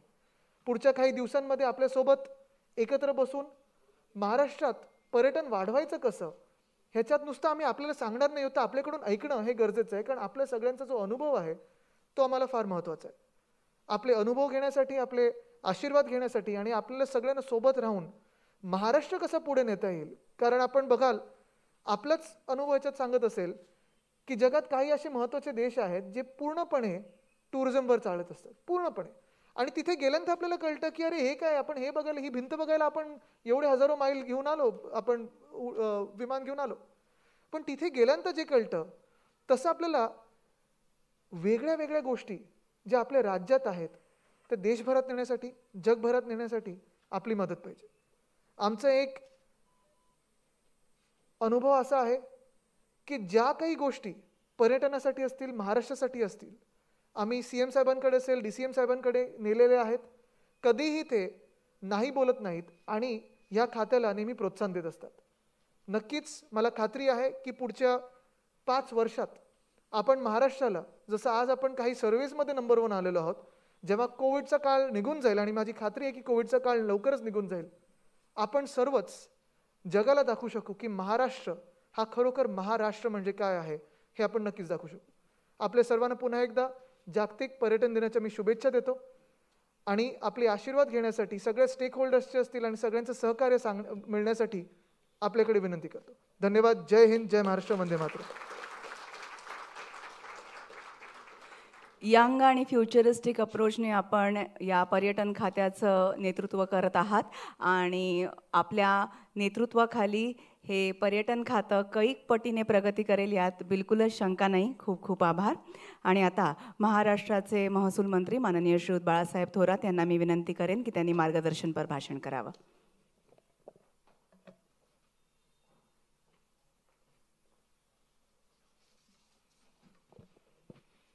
जागतिक पर्यटन दिनाच्या निमित्तानं आयोजित करण्यात आलेल्या आजच्या कार्यक्रमासाठी उपस्थित असलेले महाराष्ट्र राज्याचे सन्माननीय मुख्यमंत्री उद्धवजी ठाकरे, उपमुख्यमंत्री माननीय अजितदादा पवार, पर्यटन मंत्री माननीय आदित्यजी ठाकरे, राज्यमंत्री अदितीताई, सचिव पर्यटन श्रीमती वल्सा नायरजी, संचालक मिलिंदजी बोरीकर, MTDCच्या MD श्रीमती जयश्रीताई भोज, उपस्थित असलेले सर्व बंधू आणि भगिनी, पर्यटन दिनाचा एक सुंदर कार्यक्रम येथे संपन्न होतो आहे आणि माझ्या मते 1-1.5 तासापासून आपण एका वेगळ्या विश्वात वावरतोय असं वाटून आपल्या सगळ्यांना गेलेलं आहे. खरंच एक टीम लीडर आणि टीम यांचं खूप मोठं योगदान एखाद्या यशामध्ये असतं. आदित्यजी पर्यटन मंत्री झाले, आदितीताई राज्यमंत्री झाली आणि सगळी तुमची टीम, मला वाटतं की एक सगळ्यात चांगली टीम, सुंदर टीम, कार्यक्षम टीम मला आज पाहावयास मिळते आहे. किती बदल करावे, कसे करावे, सहसा आम्ही बसतो तर असा शोध घेण्याचा प्रयत्न करत असतो का कुठं राहिलं, भाषणात काहीतरी सांगितलं पाहिजे ना. मला ते सर्व तुमचं जेवढं प्रेझेंटेशन इथे झालं त्यानंतर असं वाटायला लागलं कोणता अँगल शिल्लक ठेवलाय तुम्ही पर्यटनाचा, असं मला वाटत नाही. महाराष्ट्र आहे आपल्या पुढे आणि या महाराष्ट्रामध्ये पर्यटनाच्या विकासामध्ये आपण काय काय करू शकतो हे विविध अंगाने तपासून आपण ही मांडणी केलेली आहे. आणि निवळ मांडणी दिसत नाही तर आता कदाचित 2 वर्ष, म्हणजे आपले 2.25 वर्ष झाले, 2 वर्ष लवकरच होतील. 2 वर्षामध्ये एक टप्पा त्याचा तुम्ही पूर्ण केलेला दिसतोय. हे खरं आहे की आपण सांगितलं त्या पद्धतीनं की अनेक देश केवळ पर्यटनावर अर्थव्यवस्था त्यांची चालते आणि आपण गेल्यानंतर कौतुकानं तिथं जातून म्हणतो यांनी काय वेगळं केलं, इथं आमच्याकडं आहे, नाही याच्यापेक्षा खूप चांगलं आहे. आणि अशी ज्यावेळेस चर्चा होतं त्यावेळेस म्हणतात तुम्ही काही करतच नाही लोक, खरं खूप आहे तुमच्याकडं पण तुम्ही पर्यटनाकडे लक्ष देत नाही. हा वर्षानुवर्ष ऐकलेल्या गोष्टी, आपण कधी बसलो प्रवासात त्याच्यात चर्चा करत असतात. पण आदित्य आले आणि एक वेगळं काम सुरू झालेलं आहे. सगळ्या टीमचं काम सुरू झालेलं आहे, टीमवर्क आहे याच्यामध्ये, हे जाणवतं आम्हाला. सगळ्यांचा सहभाग त्यामध्ये करून घेतलेला आहे. आणि त्यामधून मला असं वाटतं की एक वेगळं कालखंड, एक सुरुवात असते, कधी कधी नवा काळ सुरू होत असतो. पर्यटनाच्या क्षेत्रातला एक नवा काळ हा महाराष्ट्राकरता सुरू झाला आहे असं म्हणलं तर वावगं ठरणार नाही. आणि त्याचं चित्र आपल्याला 5-10 वर्षामध्ये दिसेल का आज सुरुवात आहे, आज बीज टाकतोय आपण. तुम्हाला लक्षात येईल की काही काळानंतर एक त्यावेळेस जे धोरणं घेतले गेले, दूरदृष्टीनं धोरणं घेतले गेले, त्याचा आज परिणाम आपल्या सगळ्यांना दिसतोय. महाराष्ट्राच्या पर्यटनाच्या विकासामध्ये एक गोष्ट आपल्याला दिसते की खरं म्हणजे मुरुड जंजिऱ्यापासून ताडोबापर्यंत तुम्ही किती विविधता आहे महाराष्ट्राची असं म्हटलं तर महाराष्ट्रात काय नाही, कोणत्या प्रकारची विविधता नाही. कोकणची सगळी पट्टी तर समृद्ध आहे, सगळ्या अर्थानं समृद्ध. म्हणजे फळं आहेच आहे, पण फळं आहे, आपल्या सागरी संपत्ती आहे, खाण्याच्या बाबतीत तर विचारूच नका, इतकी विविधता त्यामध्ये आहे. ज्यावेळेस पहिला मान्सून येतो, पहिला पाऊस पडतो ना, त्यावेळेस मातीचा वास सुद्धा सुंदर असतो, असं कोकण आहे. आणि मी गमतीने कधी कधी म्हणत असतो की कोकणमध्ये एवढी ही समृद्धी आहे, एवढं निसर्गानं इतकं दिलेलं आहे की एखादी तिजोरी एवढी भरलेली असावं का तिचं दारच लावता येत नाही, ते बाहेर येतंय सगळं. वर सह्याद्री आहे, सह्याद्रीच्या रेंजेस सगळ्या, आणि त्यामध्ये असले धरणं, हे सुद्धा म्हणजे एखाद्या पाण्याचा वापर आपण कसा अधिक पद्धतीने करतो. 1 TMC पाणी, त्याचा किती आपण संपत्ती निर्माण करण्याकरता उपयोग केला. एकाच TMCचा पुन्हा पुन्हा वापर करता येतो. मग तो टुरिझम करता असेल, मच्छीमारीसाठी असेल, परत मग शेती असेल, शेतीतही आणखी वेगवेगळ्या पद्धतीने असेल. कारण एका TMCचा वापर जास्त राष्ट्रीय संपत्ती निर्माण करण्याकरता किती करतो, तर तुम्हाला सगळ्यात जास्त उपयोग हा टुरिझममध्ये होऊ शकतो, हेही नाकारता नाहीत. इतकं सह्याद्रीच्या रांगांमध्ये असलेलं, त्याला वेस्टर्न घाट आपण म्हणतो, पश्चिम घाटाची विविधता याविषयी जरी आपण निवळ घेतला तरी लक्षात येईल की ते विविधता पाहण्याकरता कारगी फुलली. कारगी आपल्या लोकांना माहिती नसेल, पण ती काही वर्षांनी, 6-7 वर्षांनी एकदा फुलती, निळं फुल असतं ते. नुसती कारगी यावर्षी फुलणार म्हटलं तरी लोक फिरायला सुरुवात करतील. किती विविधता आहे, किती सुंदर पतीचे गड असतील, कळसुबाई असेल, ह्या सगळ्या पट्टा सगळा 720 किलोमीटरचा तुम्हाला खूप देऊन गेलेला आहे. त्यानंतरचा सुद्धा खाली कदाचित आम्ही सगळी मंडळी येतो, अजी दादा आम्ही सगळे पायथ्याला आहे, तसं म्हटलं तर दुष्काळी आम्ही, परंतु आमच्या समृद्धी निर्माण केली त्या धरणांनी केली. पण त्या ठिकाणी जे तुम्हाला इथे आपण दाखवलं का, जुन्नरला तुम्ही महोत्सव घेता, आणि त्यामध्ये द्राक्ष महोत्सव, नाशिक आणि ह्या सगळ्या पट्ट्यामध्ये तर खूपच संधी आहे की ते शेतीचे जे उपक्रम तिथले शेतकरी करतात, नाविन्यपूर्ण करतात. म्हणजे पंजाब नंतर त्यांचं नाव घ्यावं लागेल, इतके ताकदीचे शेतकरी तिथे दिसतात. ते दाखवण्यापासून तर कोल्हापूरपर्यंत फुलाची शेती, म्हणजे एक शेतकरी गणपतरावजी पाटील सारे पाटलांचे चिरंजीव 100 एकराचे फुलं, गुलाबाचे फुलं, नुसते गुलाबाचे फुलं 100 एकरामध्ये पाहायला मिळतात. पॉली हाऊस याचं म्हणजे अनेक आहेत. आमचे साखर कारखानदारी असेल, हे असेल, दुधाचे प्रकल्प असतील, ही सुद्धा टुरिझमचा विषय आहे. जसं तुम्ही मुंबईमध्ये टुरिझमच्या, खरं मुंबईत आल्यावर वाटायचं का काय दाखवायचं मुंबईत, पण तुम्ही इतके नाविन्य निर्माण करून ठेवलं आता मुंबईमध्ये का अरे खूप पाहायला. आम्हालाच माहित नव्हतं का महानगरपालिकेची आपली वास्तू ही सुद्धा एक टुरिझमचा चांगला नमुना आहे, हे आम्हाला माहित नव्हतं. तुम्ही सुरुवात केली त्या पद्धतीने ह्या अनेक गोष्टी आहेत. पुढं जसं जाऊ तसं पार ताडोबापर्यंत, म्हणजे मराठवाड्यामध्ये सुद्धा जसं कृष्णेश्वराचं मंदिर, मला असं वाटतं की अजंठा वेरूळ हे तर अलौकिक गोष्टी आहेत. म्हणजे कैलास लेणं कसं खोदलं असेल याचा विचार करत बसलं तरी म्हणजे आपण कल्पनेच्या पलीकडचं काम ह्या त्या पूर्वजांनी आपल्या केलेलं आहे की जे जगाला दाखवावं असं. ही या लोणारचं तळ असेल, नंतर पुढं जसं जाऊ तसं, आणि त्यामध्ये शेती असेल, प्रत्येक टप्प्याला वेगळ्या शेतीचे प्रयोग आहेत. मराठवाड्यामध्ये आंबा आहे, पुढं संत्री आहे, इकडं आपण गेलं तर जांभळ आणि चिक्कूचे पालघरकडं आहे. म्हणजे ही सगळी विविधता जशी आपल्याला एक समृद्ध महाराष्ट्र निर्माण करण्याकरता उपयोगी येते, तसे टुरिझमच्या माध्यमातून सुद्धा खूप काम आपण करू शकतो. ही संधी आपल्याला आहे. माझं एकच विनंती आपल्या सगळ्यांना राहील की ज्यावेळेस आपण टुरिझम वाढवतो, हॉटेलिंग वाढते, सगळं तुम्ही आदरातिथ्य, काय एक शब्द आज चांगला शब्द आहे, तो थोडा अवघड आहे पण चांगला आहे. ही व्यवस्था आपण करत असताना आपली मुलं जी आहेत त्या विभागातली त्यांना त्याकरता प्रशिक्षण देणं हे सगळ्यात महत्त्वाचं मला वाटतं. की आपल्याला हॉटेल मॅनेजमेंटचं जे प्रशिक्षण असेल किंवा टुरिझम करता जे जे लागतं, गाईडची मुलं आता त्यांचं कौतुक केलं पाहिजे, शेफ आपलेच आहेत, कौतुक केलं पाहिजे त्यांचं. ही मुलं यांना हे शिकवणं आणि त्यांना त्यात गुंतवून घेणं, रोजगार निर्माण करणं, याकरता जादा काम करण्याची गरज आहे. कारण रोजगार हा सगळ्यात महत्त्वाचा, तरुणांचा रोजगार कसा द्यायचा तरुणांना हा महाराष्ट्रापुढं देशापुढचा सगळ्यात मोठा प्रश्न आहे. सगळ्यात मोठी तरुण पिढी आपल्याकडे आणि हा टुरिझममध्ये निर्माण होऊ शकतो.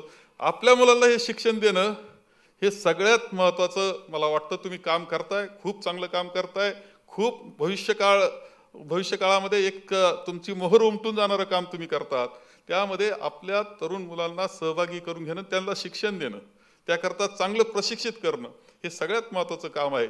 त्याकरता स्कूल्स असतील, काय असेल, कसे काढायचे आणि त्याच्यात तयार करायचं हे काम सुद्धा आपण सुरू करावं अशी अपेक्षा या निमित्तानं मी करतो. जागतिक पर्यटन दिनाच्या आपल्या सर्वांना शुभेच्छा देतो आणि माझे 2 शब्द संपवतो.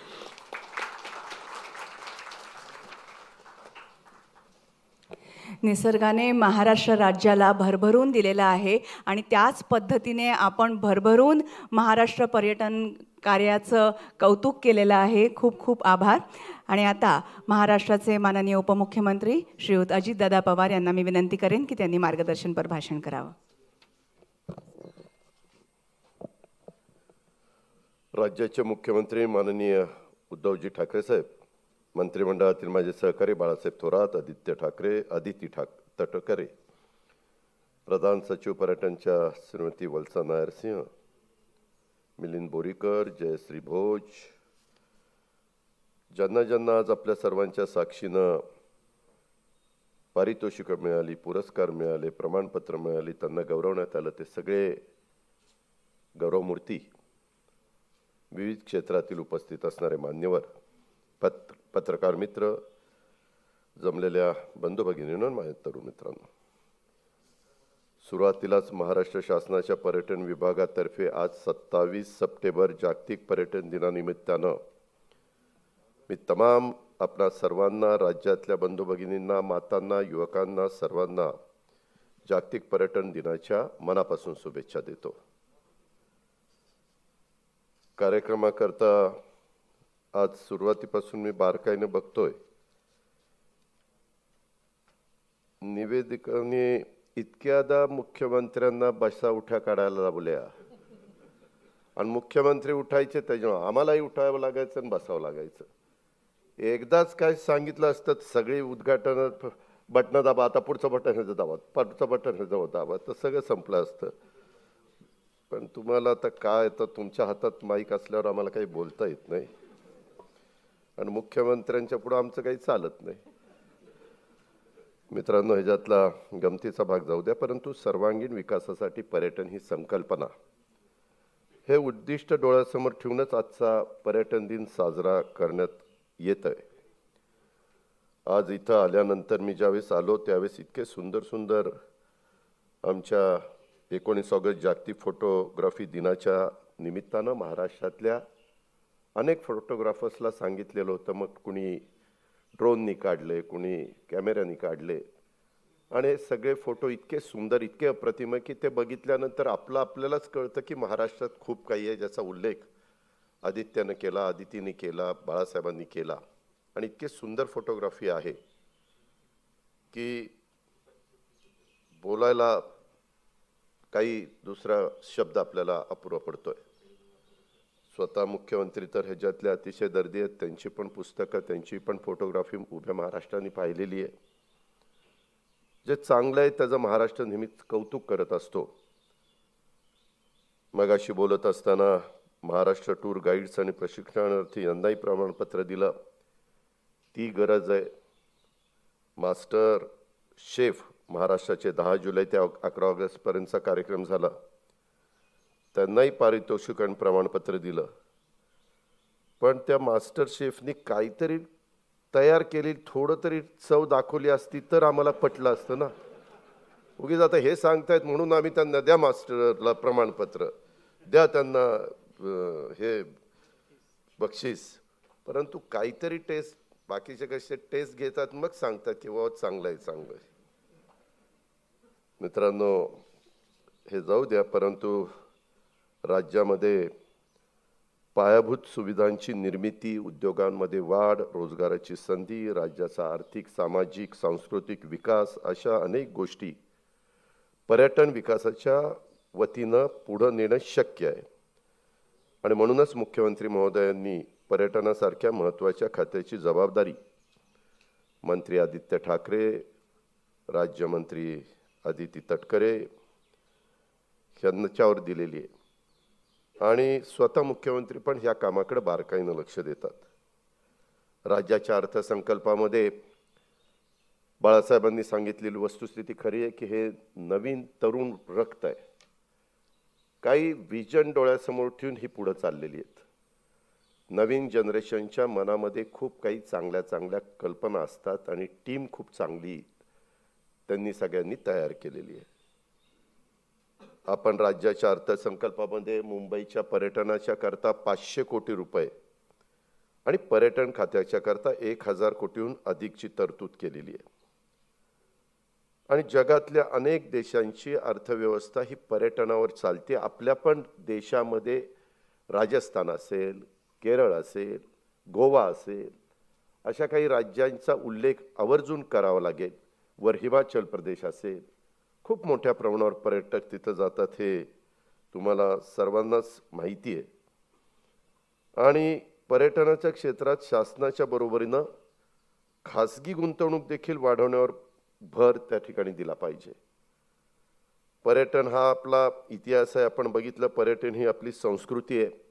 आपल्या पूर्वजांच्या बद्दलची माहिती घेण्याचा प्रयत्न केला तर देवदर्शनाच्या निमित्तानं तीर्थयात्रा हे मान्यवर काढायचे, व्यापाराच्या निमित्तानं दुसऱ्या प्रांतामध्ये जायचे, ते सुद्धा एका पद्धतीनं धार्मिक आणि व्यावसायिक पर्यटनच होतं.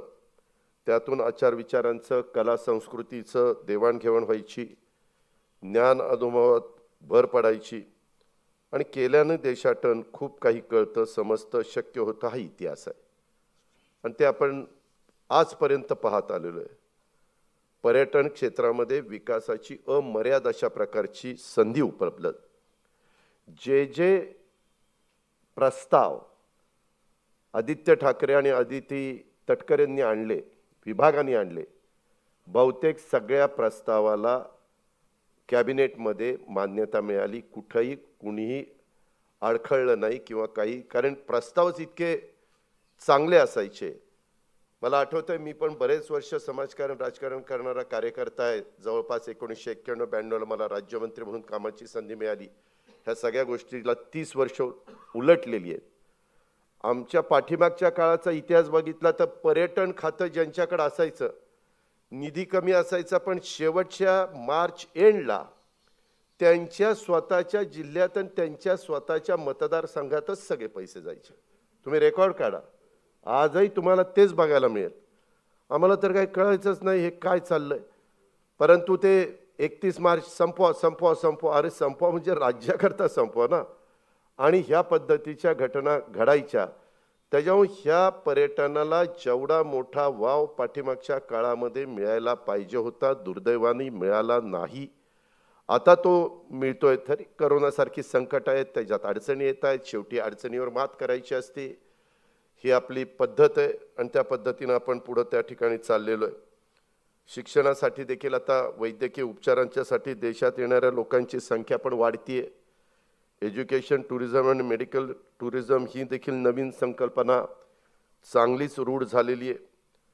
शिक्षणासाठी उपचारासाठी देशात येणाऱ्या मंडळींच्या पैकी महाराष्ट्रात येणाऱ्यांची संख्या अधिक असली तरी ती आणखीन वाढवण्याचा प्रयत्न हा निश्चितपणे झाला पाहिजे. आज आपल्याकडं अष्टविनायक आहे, ह्याच्याकरता देखील गणपतीला खूप मानाचं स्थान आणि खूप जणांचं गणपतीचं दर्शन घेतल्याशिवाय श्रद्धा असते, भक्ती असते. आणि ह्याचा पण पर्यटन आणि शिवाय श्रद्धा ह्या दोन्हीचा मिलाप आपण घालू शकतो. यंदा 100 कोटी रुपये जवळपास वेगवेगळी महत्त्वाची मंदिरं, त्याच्याकरता मुख्यमंत्र्यांनीच ती यादी तयार केली. एकविरा आहे, त्याच्यामध्ये अनेक सगळ्या राज्यातली घेतली, वेगवेगळ्या भागातली घेतलेली आहेत. अशा प्रकारे तिथं पण काम. आणि ह्याच्या आधी काय व्हायचं, पर्यटनाला पैसे दिले तर काय, तर तिथं पेवर ब्लॉक टाकायचे, काहीतरी कसे तरी संडास बाथरूम करायचे. आज पण ती केलेली बंदच आहेत, कुलपच आहेत त्याला. वास्तविक त्याला मॅच होतील तिथं सुलभ शौचालयाला ते वापरायला द्या. आता आमच्या महिला मोठ्या प्रमाणावर बाहेर पडतात, त्यांना तिथं स्वच्छता तिथं नीटपणे मिळाली पाहिजे, असली पाहिजे, तर ते मनापासून बाहेर पडतील. पर्यटन वाढीच्यासाठी प्रयत्नांमध्ये मोठी अडचण ठरते ती निवास व्यवस्था आणि तिथली अस्वच्छता. मला MTDCच्या सगळ्यांना सांगायचं आहे की हॉटेलचे तुमची लोकेशन इतकी अप्रतिम आहेत, म्हणजे अक्षरशः टाटा वगैरे तर तोंडात बोटच घालतील की इतकी अप्रतिम त्यांचे लोकेशन आहेत. मात्र तिथली सेवा सुधारण्याची गरज आहे. पर्यटकांना 5 स्टार सुविधा नकोत, त्यांना फक्त स्वच्छता हवी असते. टॉयलेट, बाथरूम, टेबल, खुर्च्या, सोफे, बेडवरच्या चादरी, पडदे, फरशी, ग्लास या सगळ्या गोष्टी स्वच्छ असल्या पाहिजेत आणि नियमित धुतलेल्या असल्या पाहिजेत. नाहीतर एक जण येऊन गेला की अशी चादर टाकली, दुसरा आला की उलटी केली, त्याला उलटी टाकली. हे असला धंदा अजिबात तिथं नसला पाहिजे. काही काही जण आमच्यासारखे बारकाईनं बघतात की खाली कुठं केस बीस त्याच्यामध्ये दिसतोय का, की आम्ही पण ओरडतोय शाळ्यात ती पहिली चादर बदल. पण सगळ्यांचा स्वभाव आमच्यासारखा नसतो, काहींचा भिडस्त असतो, त्याच्यावर त्या बिचाऱ्याचे तर फार वाईट हाल होतात. त्याच्यामुळं माझं स्पष्ट तुम्हाला सगळ्यांना सांगणं आहे, पर्यटन क्षेत्राचं सर्वात मोठं नुकसान होतं ते आपण टाळलं पाहिजे. स्वच्छता आणि दर्जेदार सेवा ही दिलीच पाहिजे, तरच पर्यटन वाढू शकेल. ते नसेल तर सगळे प्रयत्न तोकडे पडतील, हे आपण लक्षात ठेवा. यंदा ओढाताण असली तरी पहिल्या टप्प्यातले 250 कोटी रुपये रिलीज आम्ही केलेले. अजून ते संपले की सांगा. ठीक आहे, राज्यामध्ये थोडीशी चणचण असते, परंतु तरी देखील तुम्ही चांगलं काम करताय. चांगल्या कामाला मदत करणं हे आमचं कर्तव्य आहे. त्या कर्तव्याच्या भावनेतनं आम्ही सगळेजण तिथं तुम्हाला मदत करत राहू. याबद्दल पण आपण तीळमात्र शंका मनामध्ये बाळगू नका. मगाशी बोलण्यात आलं की आता सिंधुदुर्गचं चिपी विमानतळाचं काम पूर्ण झालंय. त्या चिपी विमानतळावर तर एक तर पुस्तकच लिहायला पाहिजे. किती पिढ्या, म्हणजे किती पिढ्या नाही, किती टर्म चाललंय चिपी चिपी चिपी, पण चिपी काही पूर्ण होईना. मुंबई ते सिंधुदुर्ग विमानसेवा आता सुरू होते 9 तारखेला. मुख्यमंत्री महोदय, आम्ही पण मुख्यमंत्र्यांच्या बरोबर जातोय. आत्ताच त्यांना सांगितलं विमानात मला जागा ठेवा. त्याचा फायदा कोकणच्या पर्यटन वाढीला होईल. गोव्याकडे जाणारे देखील पर्यटक मोठ्या प्रमाणावर संख्येने कोकणाकडे वळतील आणि खूप चांगला, म्हणजे तिथला समुद्रकिनारा आपला सिंधुदुर्गचा, रत्नागिरीचा, एवढं काचेसारखं पाणी आहे, सगळं खालचा तळ दिसतो. पण तिथं कधी आपण जास्त जात नाही ना. आपला तिथं प्रचार आणि प्रसार जो व्हायला पाहिजे तो त्या ठिकाणी होत नाही. आत्ता मला सांगितलं आदित्य ठाकरेंनी की दादा आम्ही ही सगळी जे काही फोटोग्राफी केलेली आहे, अप्रतिम फोटोग्राफी. मी सगळ्या फोटोग्राफरचं मनापासून कौतुक करतो, अभिनंदन करतो, त्यांना पुढच्या वाटचालीच्या शुभेच्छा देतो. खरोखरीच अप्रतिम आहे. आणि हे सगळं होत असताना आता चिपी विमानतळ सुरू होणार हे जाहीर झाल्यानंतर ज्या पद्धतीनं आपण त्यातल्या मीम्स आणि गोष्टी सोशल मीडियावर फिरतायत ते आपल्यापैकी अनेकांनी बघितलं असेल किंवा वाचलं देखील असेल. ते वाचून सुद्धा अनेकांना कोकण बघण्याची इच्छा झालेली आहे आणि तेही विमानाने कोकणात येतील ही शक्यता नाकारता येत नाही. हे पण आपण ध्यानामध्ये घेतलं पाहिजे. 600 पर्यटन धोरणाला हे पण मान्यता दिलेली आहे. त्याच्यामध्ये महाबळेश्वरमध्ये पण फार सुंदर प्लॅन पर्यटन विभागाने, आदित्यने त्याच्यात भाग घेऊन, म्हणजे मी पण बघितलं. मला पण दरवर्षी महाबळेश्वरला एक 5-6 दिवस जायला आवडतंच. पण जो प्लॅन केलेला आहे तो प्लॅन झाला तर महाबळेश्वरला माणसं म्हणजे आता कुठं उभी राहतील तोच शंका आहे. एवढाच सुंदर प्लॅन केलेला आहे. खरोखरीच लवकरात लवकर आता ते काम पावसाळा संपल्यानंतर तुम्ही सुरू करा. त्याच्यामध्ये आम्ही पण संपूर्णपणे सहकार्य करू. ह्या सगळ्या गोष्टी होत असताना इतर पण बाबतीमध्ये बाळासाहेबांनी सांगितलं आपल्याकडे सगळ्यात जास्त गड आणि किल्ले देशामध्ये. सगळ्यामध्ये राज्य गड किल्ल्याची संख्या महाराष्ट्राची जास्त आहे. धरणांची संख्या महाराष्ट्राची जास्त आहे. छोटी मोठी धरणं. त्याच्यामध्ये आदित्य काय केलं पाहिजे, आपल्या जलसंपदा खातं जयंत पाटील साहेबांच्याकडे तिथं जलसंपदा विभागाच्या मालकीच्या पण बऱ्याच जागा आहेत. स्वतः बाळासाहेबांनी राज्यमंत्रीपद भूषवलेलं आहे, मी ते खातं सांभाळलेलं आहे. आणि तिथं टुरिझमच्या करता, पर्यटनाच्या करता आपल्याला काही वेगळ्या पद्धतीचे रिसॉर्ट किंवा काही अशा प्रकारे पण देता येईल. खूप चांगल्या चांगल्या जागा आहेत सेफ्टीचा विचार करून, कारण ती सुरक्षितता शेवटी डॅमची आपल्याला बघावी लागते. कालच मुख्यमंत्री महोदय एका महत्त्वाच्या मीटिंगच्या करता दिल्लीला गेलेले होते, ते नक्षलवादाच्या संदर्भामध्ये. त्याच्यामुळं ह्या सगळ्याचा विचार करून तिथं मात्र जागा आपल्या जलसंपदाच्याच आहेत, त्याच्यामुळे ते द्यायला तशी काही अडचण येईल असं वाटत नाही, कारण रेव्हेन्यू, पर्यटन आणि जलसंपदा ह्या तिघांचा त्याच्याशी संबंध येईल. पण तिथं पण आपण निश्चितपणे लक्ष घातलं पाहिजे आणि अशा प्रकारे ह्या सगळ्या गोष्टी पुढं नेटाने नेण्याचा प्रयत्न केला पाहिजे. येणाऱ्या भविष्यकाळामध्ये कोरोना प्रतिबंधक नियमाचं पालन करतच आपल्याला वावरावं लागणार आहे. कोरोना संदर्भातला प्रोटोकॉल पाळूनच आपल्याला उद्योग, व्यवसाय, व्यापार, पर्यटन हे व्यवहार करावे लागणार आहेत. ती काळजी आपण सर्वांनी घ्यायची आहे. या ठिकाणी उपस्थित सर्वांना आव्हान आहे की आपल्यापैकी अनेक जण देश विदेशात फिरून आलेले आहेत, परंतु अनेकांनी महाराष्ट्र अजून नीट बघितलेला नाही. जग फिरण्याआधी पहिल्यांदा आपला महाराष्ट्र फिरला पाहिजे, आपली पर्यटन स्थळं बघितली पाहिजे, त्यानंतर जग बघायला बाहेर पडलं पाहिजे. महाराष्ट्राबाहेर फिरताना तिथल्या पर्यटकांना महाराष्ट्रात बघायला आवर्जून या असं सांगितलं पाहिजे. यातून निश्चितपणे आपलं पर्यटन वाढल्याशिवाय राहणार नाही. जाता जाता एकच गोष्ट स्पष्ट केली पाहिजे की जागतिक पर्यटन दिनाच्या निमित्तानं मांडण्यात आलेल्या सर्वांगीण विकासासाठी पर्यटन संकल्पना कुठल्याही पक्षाच्या राजकीय नेत्यांच्यासाठी किंवा कार्यकर्त्यांच्यासाठी नाही.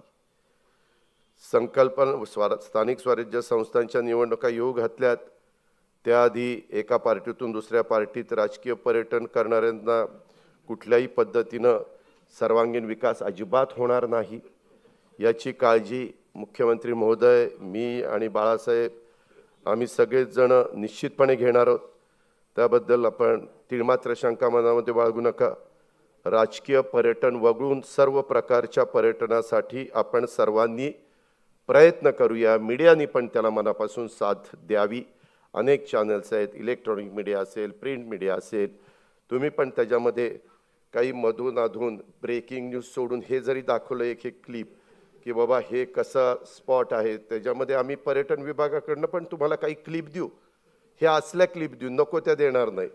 नाहीतर हा काय बोलला आणि तिकडनं महिला काय बोलली आणि हा आमदार काय बोलत होता आणि मग ते बोलताना दाखवायचं पण नाही. टिंब टिंब काय समजायचं माणसाने, टिंब जाऊ द्या, आता त्याच्यात मध्ये जात नाही जास्त.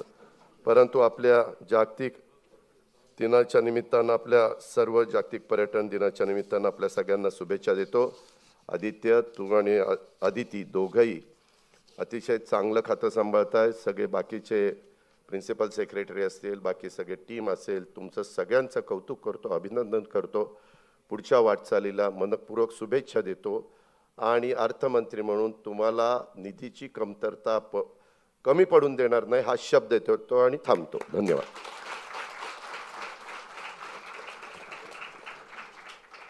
दादा, मुख्यमंत्री साहेबांबरोबर आपणा सर्वांना जी उठबस करावी लागली याकरता पहिल्यांदा मी आपणा सर्वांची माफी मागते, दिलगिरी व्यक्त करते. पण प्रातिनिधिक स्वरूपात असं सूचक मानते की तितकेच परिश्रम आपण पर्यटन विभागाच्या प्रगतीसाठी आणि विकासासाठी घेता आहात. खूप खूप आभार त्याकरता. आणि शेफ्सबद्दल आपण सांगितलं, त्यांच्या कौशल्याची चाखायला आपल्याला नक्कीच मिळेल, ते आनंदाने करतील, हो की नाही? सगळ्यांनी अग्री केलेला आहे. आणि आपण उल्लेख केलेल्या महाबळेश्वरच्या प्लॅनबद्दल सर्वांनाच उत्सुकता आहे. खूप खूप आभार. मी महाराष्ट्राचे मुख्यमंत्री माननीय श्री उद्धवजी ठाकरे यांना विनंती करेन की त्यांनी अध्यक्षीय भाषण करावं.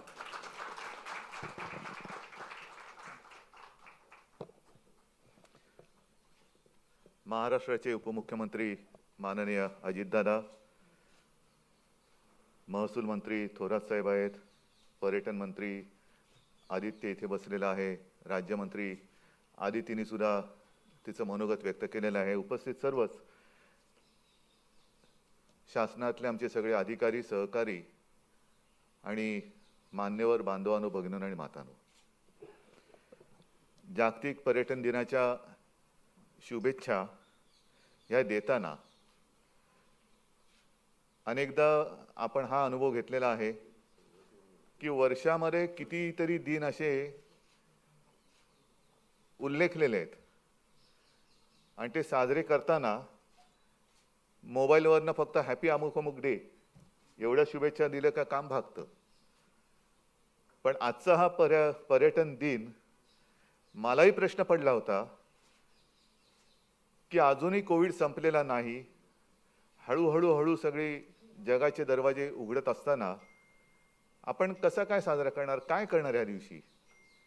पण मला एका गोष्टीचा नक्की अभिमान आहे आणि अभिमान म्हटल्यानंतर मंत्री माझा मुलगा आहे, त्याच्यामुळे केवळ तो माझा पुत्र म्हणून त्याचं अभिनंदन करत नाही, तर त्याच्यासोबत सहकारी आदिती आहे, वलसाजी आहेत, सगळेच त्या डिपार्टमेंटचे अधिकारी आणि इतरही कर्मचारी ह्यांना मी खास धन्यवाद देतोय की लॉकडाऊनचा सगळ्यात जास्त फटका हा साहजिकच आहे. लॉकडाऊन म्हटल्यानंतर पहिलं फिरणंच बंद, घराबाहेरच पडायचं नाही, तर पर्यटन कसलं करताय.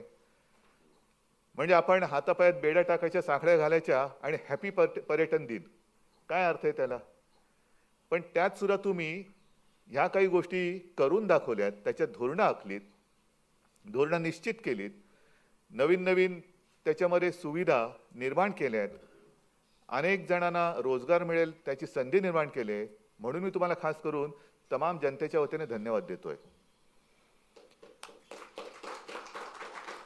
जे जे कार्यक्रम आजपर्यंत आपण आखलेले आहेत त्याचं मी पुनरुच्चार काही करणार नाही. आणि आम्ही आता जसं दारा आणि आदित्य बोलतो तसे थोडे एकमेकात बोलताना मी अजित दारांना म्हटलं की बऱ्याचदा काय होतं, शेवटी बोलणारा जो वक्ता असतो ना त्याची पंचायत फार मोठी होते. कारण आधीच्या सगळ्या खेळाडूंनी षटकार चौकार मारून विकेट्स घेऊन मॅच जिंकलेली असते आणि कॅप्टनला नंतर फक्त मैदान साफ करायला जावं लागतं. तशी माझी परिस्थिती झाली. पण मॅच जिंकल्याचा आनंद नक्कीच आहे. असे सहकारी मिळाल्यानंतर काम होणार नाही कसं, ते झालंच पाहिजे. आणि कौतुक करायचं म्हटल्यानंतर मास्टर शेफ आहेत, फोटोग्राफर्स आहेत. आपल्या राज्यामध्ये काय काय आहे हे जे फोटोग्राफीचं प्रदर्शन आहे ह्या नुसत्या कलाकृती नाही आहेत. मी सुद्धा कलाकार आहेच, फोटोग्राफर आहेच. मी सुद्धा महाराष्ट्राची फोटोग्राफी मध्ये मध्ये करण्याचा प्रयत्न केला होता, आता त्याला एक इतिहास झाला. पण हे जे फोटो आहेत हे फोटो आपण बघतो आणि थक्क होऊन बघत बसतो की अरे वा, काय काय फोटो काढले, सुंदर फोटो आहे. माझ्या मते केवळ फोटोग्राफीचं प्रदर्शन नाहीये, तर एखाद्या वैभवशाली साम्राज्याचं त्यातल्या काही ज्या खुणा असतात, त्यातले काही दागिने असतात, दागदागिने असतात, त्याचं प्रदर्शन असतं. तसं हे माझ्या महाराष्ट्राच्या वैभवाचं प्रदर्शन आहे. हे महाराष्ट्राचं वैभव आहे, हे महाराष्ट्राचं ऐश्वर्य आहे. आणि ऐश्वर्य असं आहे की तुम्ही कुठूनही कसंही टिपलत तरी अरे वा क्या बात है हा शब्द आलाच पाहिजे, असा हा आपला महाराष्ट्र आहेच. दुर्दैवाने आजपर्यंत या खात्याकडे लक्ष गेलं नव्हतं. आता त्याच्यामध्ये नुसतं लक्षच नाहीये, तर त्याचं महत्त्व आपल्याला कळलेलं आहे. अनेक राज्य, अनेक देश असे आहेत की ते त्यांच्या एकूण बजेटमध्ये किंवा जी काही त्यांची आर्थिक परिस्थिती आहे, महत्त्वाचा म्हणजे कदाचित 70-80% हिस्सा हा पर्यटनावरती भागत असेल. असे अनेक आहेत.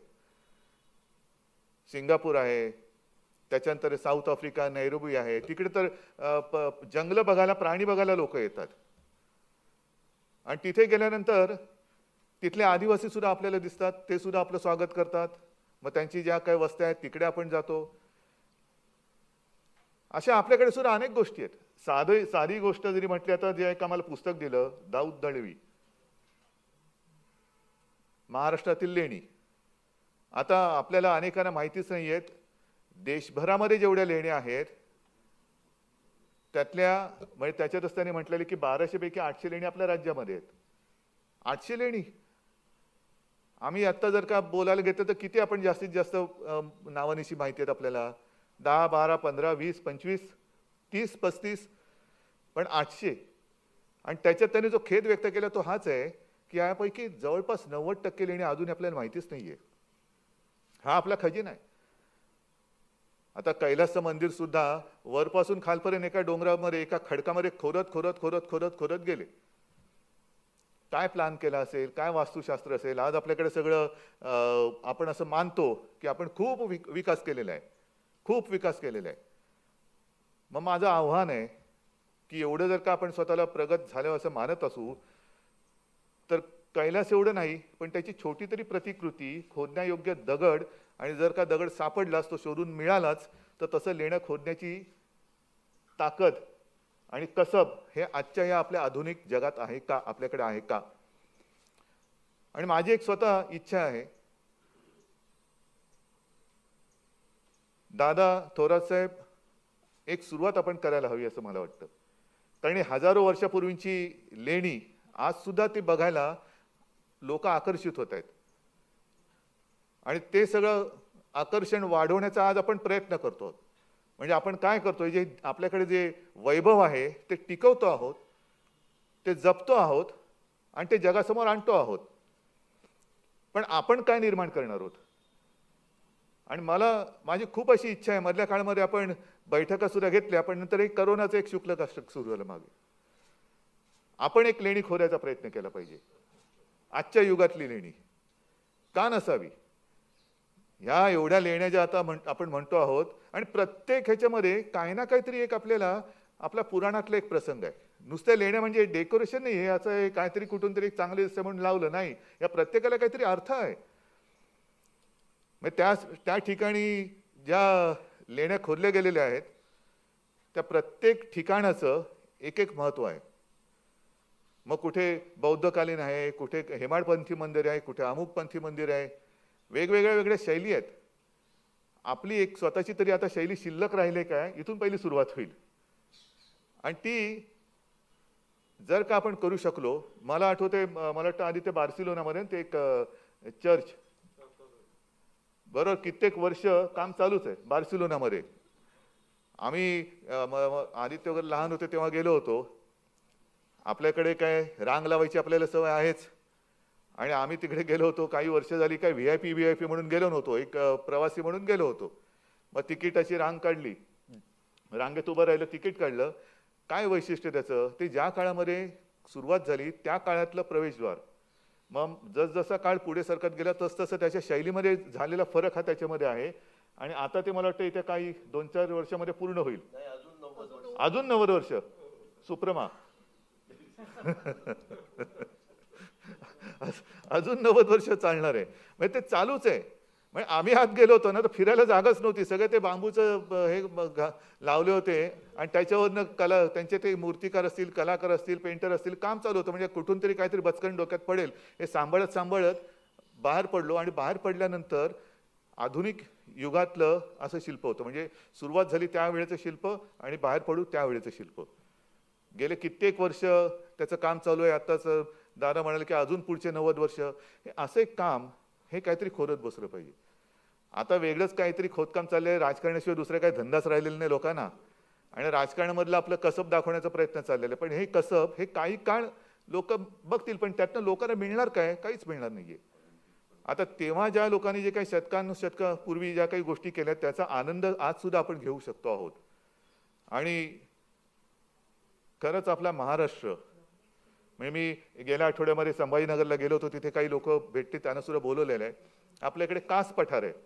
ते म्हणाले साहेब आम्हाला संधी द्या, आम्ही आणखीन काही अशी ठिकाणं करू की त्याला आपण झकास पठार करू शकतो. इतर ठिकाणी कास पठाराला हात नाही लावायचा. आणखीन काही ठिकाणी अशी काही केंद्र आपण निर्माण केली पाहिजेत. आणि मला खात्री आहे ज्या पद्धतीने आज ही सगळी आपल्या पर्यटन मंत्रालयाची टीम कामाला लागलेली आहे, जुनं ते सोनं आहेच, त्याची झळाळी ते वाढवत आहेतच, पण नवीन सुद्धा निर्माण करण्याची ताकद आणि हिंमत ही त्यांच्यामध्ये आहे.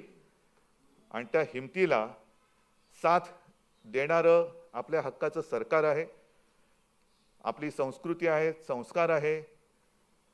या सगळ्या गोष्टी जर का एकत्र केल्या तर महाराष्ट्र, ज्याचा उल्लेख आदित्यने केला, त्या महाराष्ट्र या शब्दाला महान हा जो अर्थ आहे तो लोकांना समजल्याशिवाय राहणार नाही. आणि दादा तुम्ही जे बोलत तेही बरोबर आहे की या ज्या काही आपण सुविधा निर्माण करतो आहोत, सुविधा निर्माण करणं हे एक मोठं जिकरीचं काम आहेच, पण निर्माण केल्यानंतर त्या राखणं हे सुद्धा जिकरीचं आहे. म्हणजे आता चादरीपासून म्हणजे तुम्ही चादर पण झटकून टाकले, त्याच्यामुळे मला बोलायला काहीच शिल्लक राहिलेलं नाहीये. पण या बारीक सारीक गोष्टी आहेत. म्हणजे येणारा पर्यटक जो आहे तो पहिल्यांदा येताना येऊ कसा, अमुक एक गोष्ट तुम्ही आता ॲप तयार केलेलं सगळं केलेलं आहे, मी जाऊ कसा, त्याच्या सुविधा आपण केलेल्या आहेत. पण गेल्यानंतर राहणार कुठे, त्या सुविधा कशा असतील, आलेला प्रत्येक पर्यटक त्याला सुविधा आपण अशा दर्जेदार दिल्या पाहिजेत ज्याची सोय आपण केलेली आहे. मी तर म्हणेन आपल्याला दुसरा ब्रँड अँबॅसेडर नेमण्याची गरज लागता कामा नये. येणारा प्रत्येक पर्यटक हा आपला ब्रँड अँबॅसेडर असला पाहिजे, कारण ती सुद्धा आपली संस्कृती, अतिथी देवो भव. यांनी जर का त्याला जर का सगळ्या सेवा सुविधा उपलब्ध करून दिल्या तर तो सुद्धा म्हणजे अगदी परदेशातला सुद्धा तिकडे गेल्यानंतर अरे तू जा या महाराष्ट्रामध्ये जा आणि महाराष्ट्रात गेल्यानंतर अमुक ठिकाणी जा, अगदी सोपं आहे, या गोष्टी केल्या का तू तिकडे पोचले आणि राहण्याची वगैरे तर काय विचारूच नको, एवढ्या सुविधा चांगल्या झालेल्या आहेत. तर ह्या अशा गोष्टींनी दिशेने आपण प्रवास करतो आहोत. आणि वलसाजी तुम्ही केलेली सूचना ही आम्ही गंभीरतेने घेतलेली आहे. कोणती? कॅबिनेट बैठकीची. मी तर म्हणेन तुम्ही असे काही रूट्स डेक्कन ओडिसी सारखे सुरू करा की आमची प्रत्येक कॅबिनेट बैठक ही त्या ट्रेनमध्ये विमानामध्ये असं होईल. पण थोरात साहेब मग आपल्यावरती बंधन येईल की त्या प्रवासाच्या काळात आपल्याला कॅबिनेट बैठक संपवायला लागेल, कारण आता जग वेगवान आहे. आपण तिकडे पोहोचल्यानंतर सुद्धा पुन्हा परतीचा प्रवास सुरू होण्याची वेळ तरी कॅबिनेट नाही संपली तर पंचायत होईल. तर ह्या गोष्टी खरंच एक मला तर हे आव्हान आपण घेतलं पाहिजे की त्या डेक्कन ओडिसीमध्ये कॅबिनेट करणार, नक्की करणार. लवकर सुरू करा. आणि तुम्हाला पुन्हा एकदा म्हणजे माननीय उपमुख्यमंत्र्यांनी एक शब्द दिलेलाच आहे. उपमुख्यमंत्र्यांनी आणि अर्थमंत्री म्हणजे त्या नुसतंच उपमुख्यमंत्री म्हणून बोलले असतं तर काही अर्थ नसता, पण अर्थमंत्र्यांनी बोललेल्या शब्दाला अर्थ असतो. आणि संपूर्ण सरकार हे तुमच्या पाठी उभं आहेच. असेच पुढे चला, महाराष्ट्राला पुढे न्या, जगाला आकर्षित करा आणि महाराष्ट्राचं वैभव जोपासा आणि वाढवा. जय हिंद, जय महाराष्ट्र. आजच्या अतिशय आनंदाच्या आणि तितक्याच महत्त्वाच्या प्रसंगी आपण विविध मुद्दे मांडत आपले बहुमोल विचार प्रकट केले. आणि एक अतिशय सुंदर विचार की प्रत्येक पर्यटक हा ब्रँड अँबॅसेडर असला पाहिजे, याकरता धन्यवाद. आणि आता सहसंचालक पर्यटन डॉक्टर धनंजय सावळकर यांच्याद्वारे आभार प्रदर्शन आणि कार्यक्रमाचा समारोप होईल. जागतिक पर्यटन दिनाच्या या कार्यक्रमास सन्माननीय मुख्यमंत्री श्री उद्धवजी ठाकरे साहेब आपल्या व्यस्त कार्यक्रमांमधून वेळ काढून उपस्थित राहिले व आम्हाला बहुमोल असं मार्गदर्शन केलं, त्याबद्दल पर्यटन विभाग आपला शतशः आभारी आहे. तसेच सन्माननीय उपमुख्यमंत्री श्री अजितदादा पवार साहेब व सन्माननीय महसूल मंत्री श्री बाळासाहेब थोरात साहेब यांचेही आम्ही आभारी आहोत. ज्यांच्या दिशादर्शनाखाली आम्ही हा कार्यक्रम पार पाडला ते आमच्या खात्याचे मंत्री मान्य आदिती ठाकरे, राज्यमंत्री आदितीताई तटकरे यांचेही विशेष आभार. तसेच Shrimati Valsa Nair madam, Borikar sir, Bhoj madam, online उपस्थित असलेले सर्व जिल्हाधिकारी, मुंबई उच्च न्यायालयाचे चंदवानीजी, कोचेजी, ASIच्या संचालिका नंदिनी भट्टाचार्य, मुंबई विद्यापीठाचे कुलगुरू सुहास पेडणेकरजी, रजिस्ट्रार गायकवाडजी, IHMच्या प्राचार्या निलिम नाडकर, ASIचे ठोंबरेजी, टुरिस्ट गाईड असोसिएशनच्या जेरू भरूचा, चित्रा आचार्य, ज्यांनी आमची वेबसाईट निर्मिती केली ते ESDS कंपनी, या कार्यक्रमाचे ज्यांनी संयोजन केलं ते संजीवनी एजन्सीज, तसेच विविध स्टेक होल्डरच्या असोसिएशनचे सर्व प्रतिनिधी आणि पर्यटन विभागातील सर्व अधिकारी कर्मचारी या सर्वांचा आभार मानून आजचा कार्यक्रम संपला असं जाहीर करतो. कार्यक्रमाची सांगता झालेली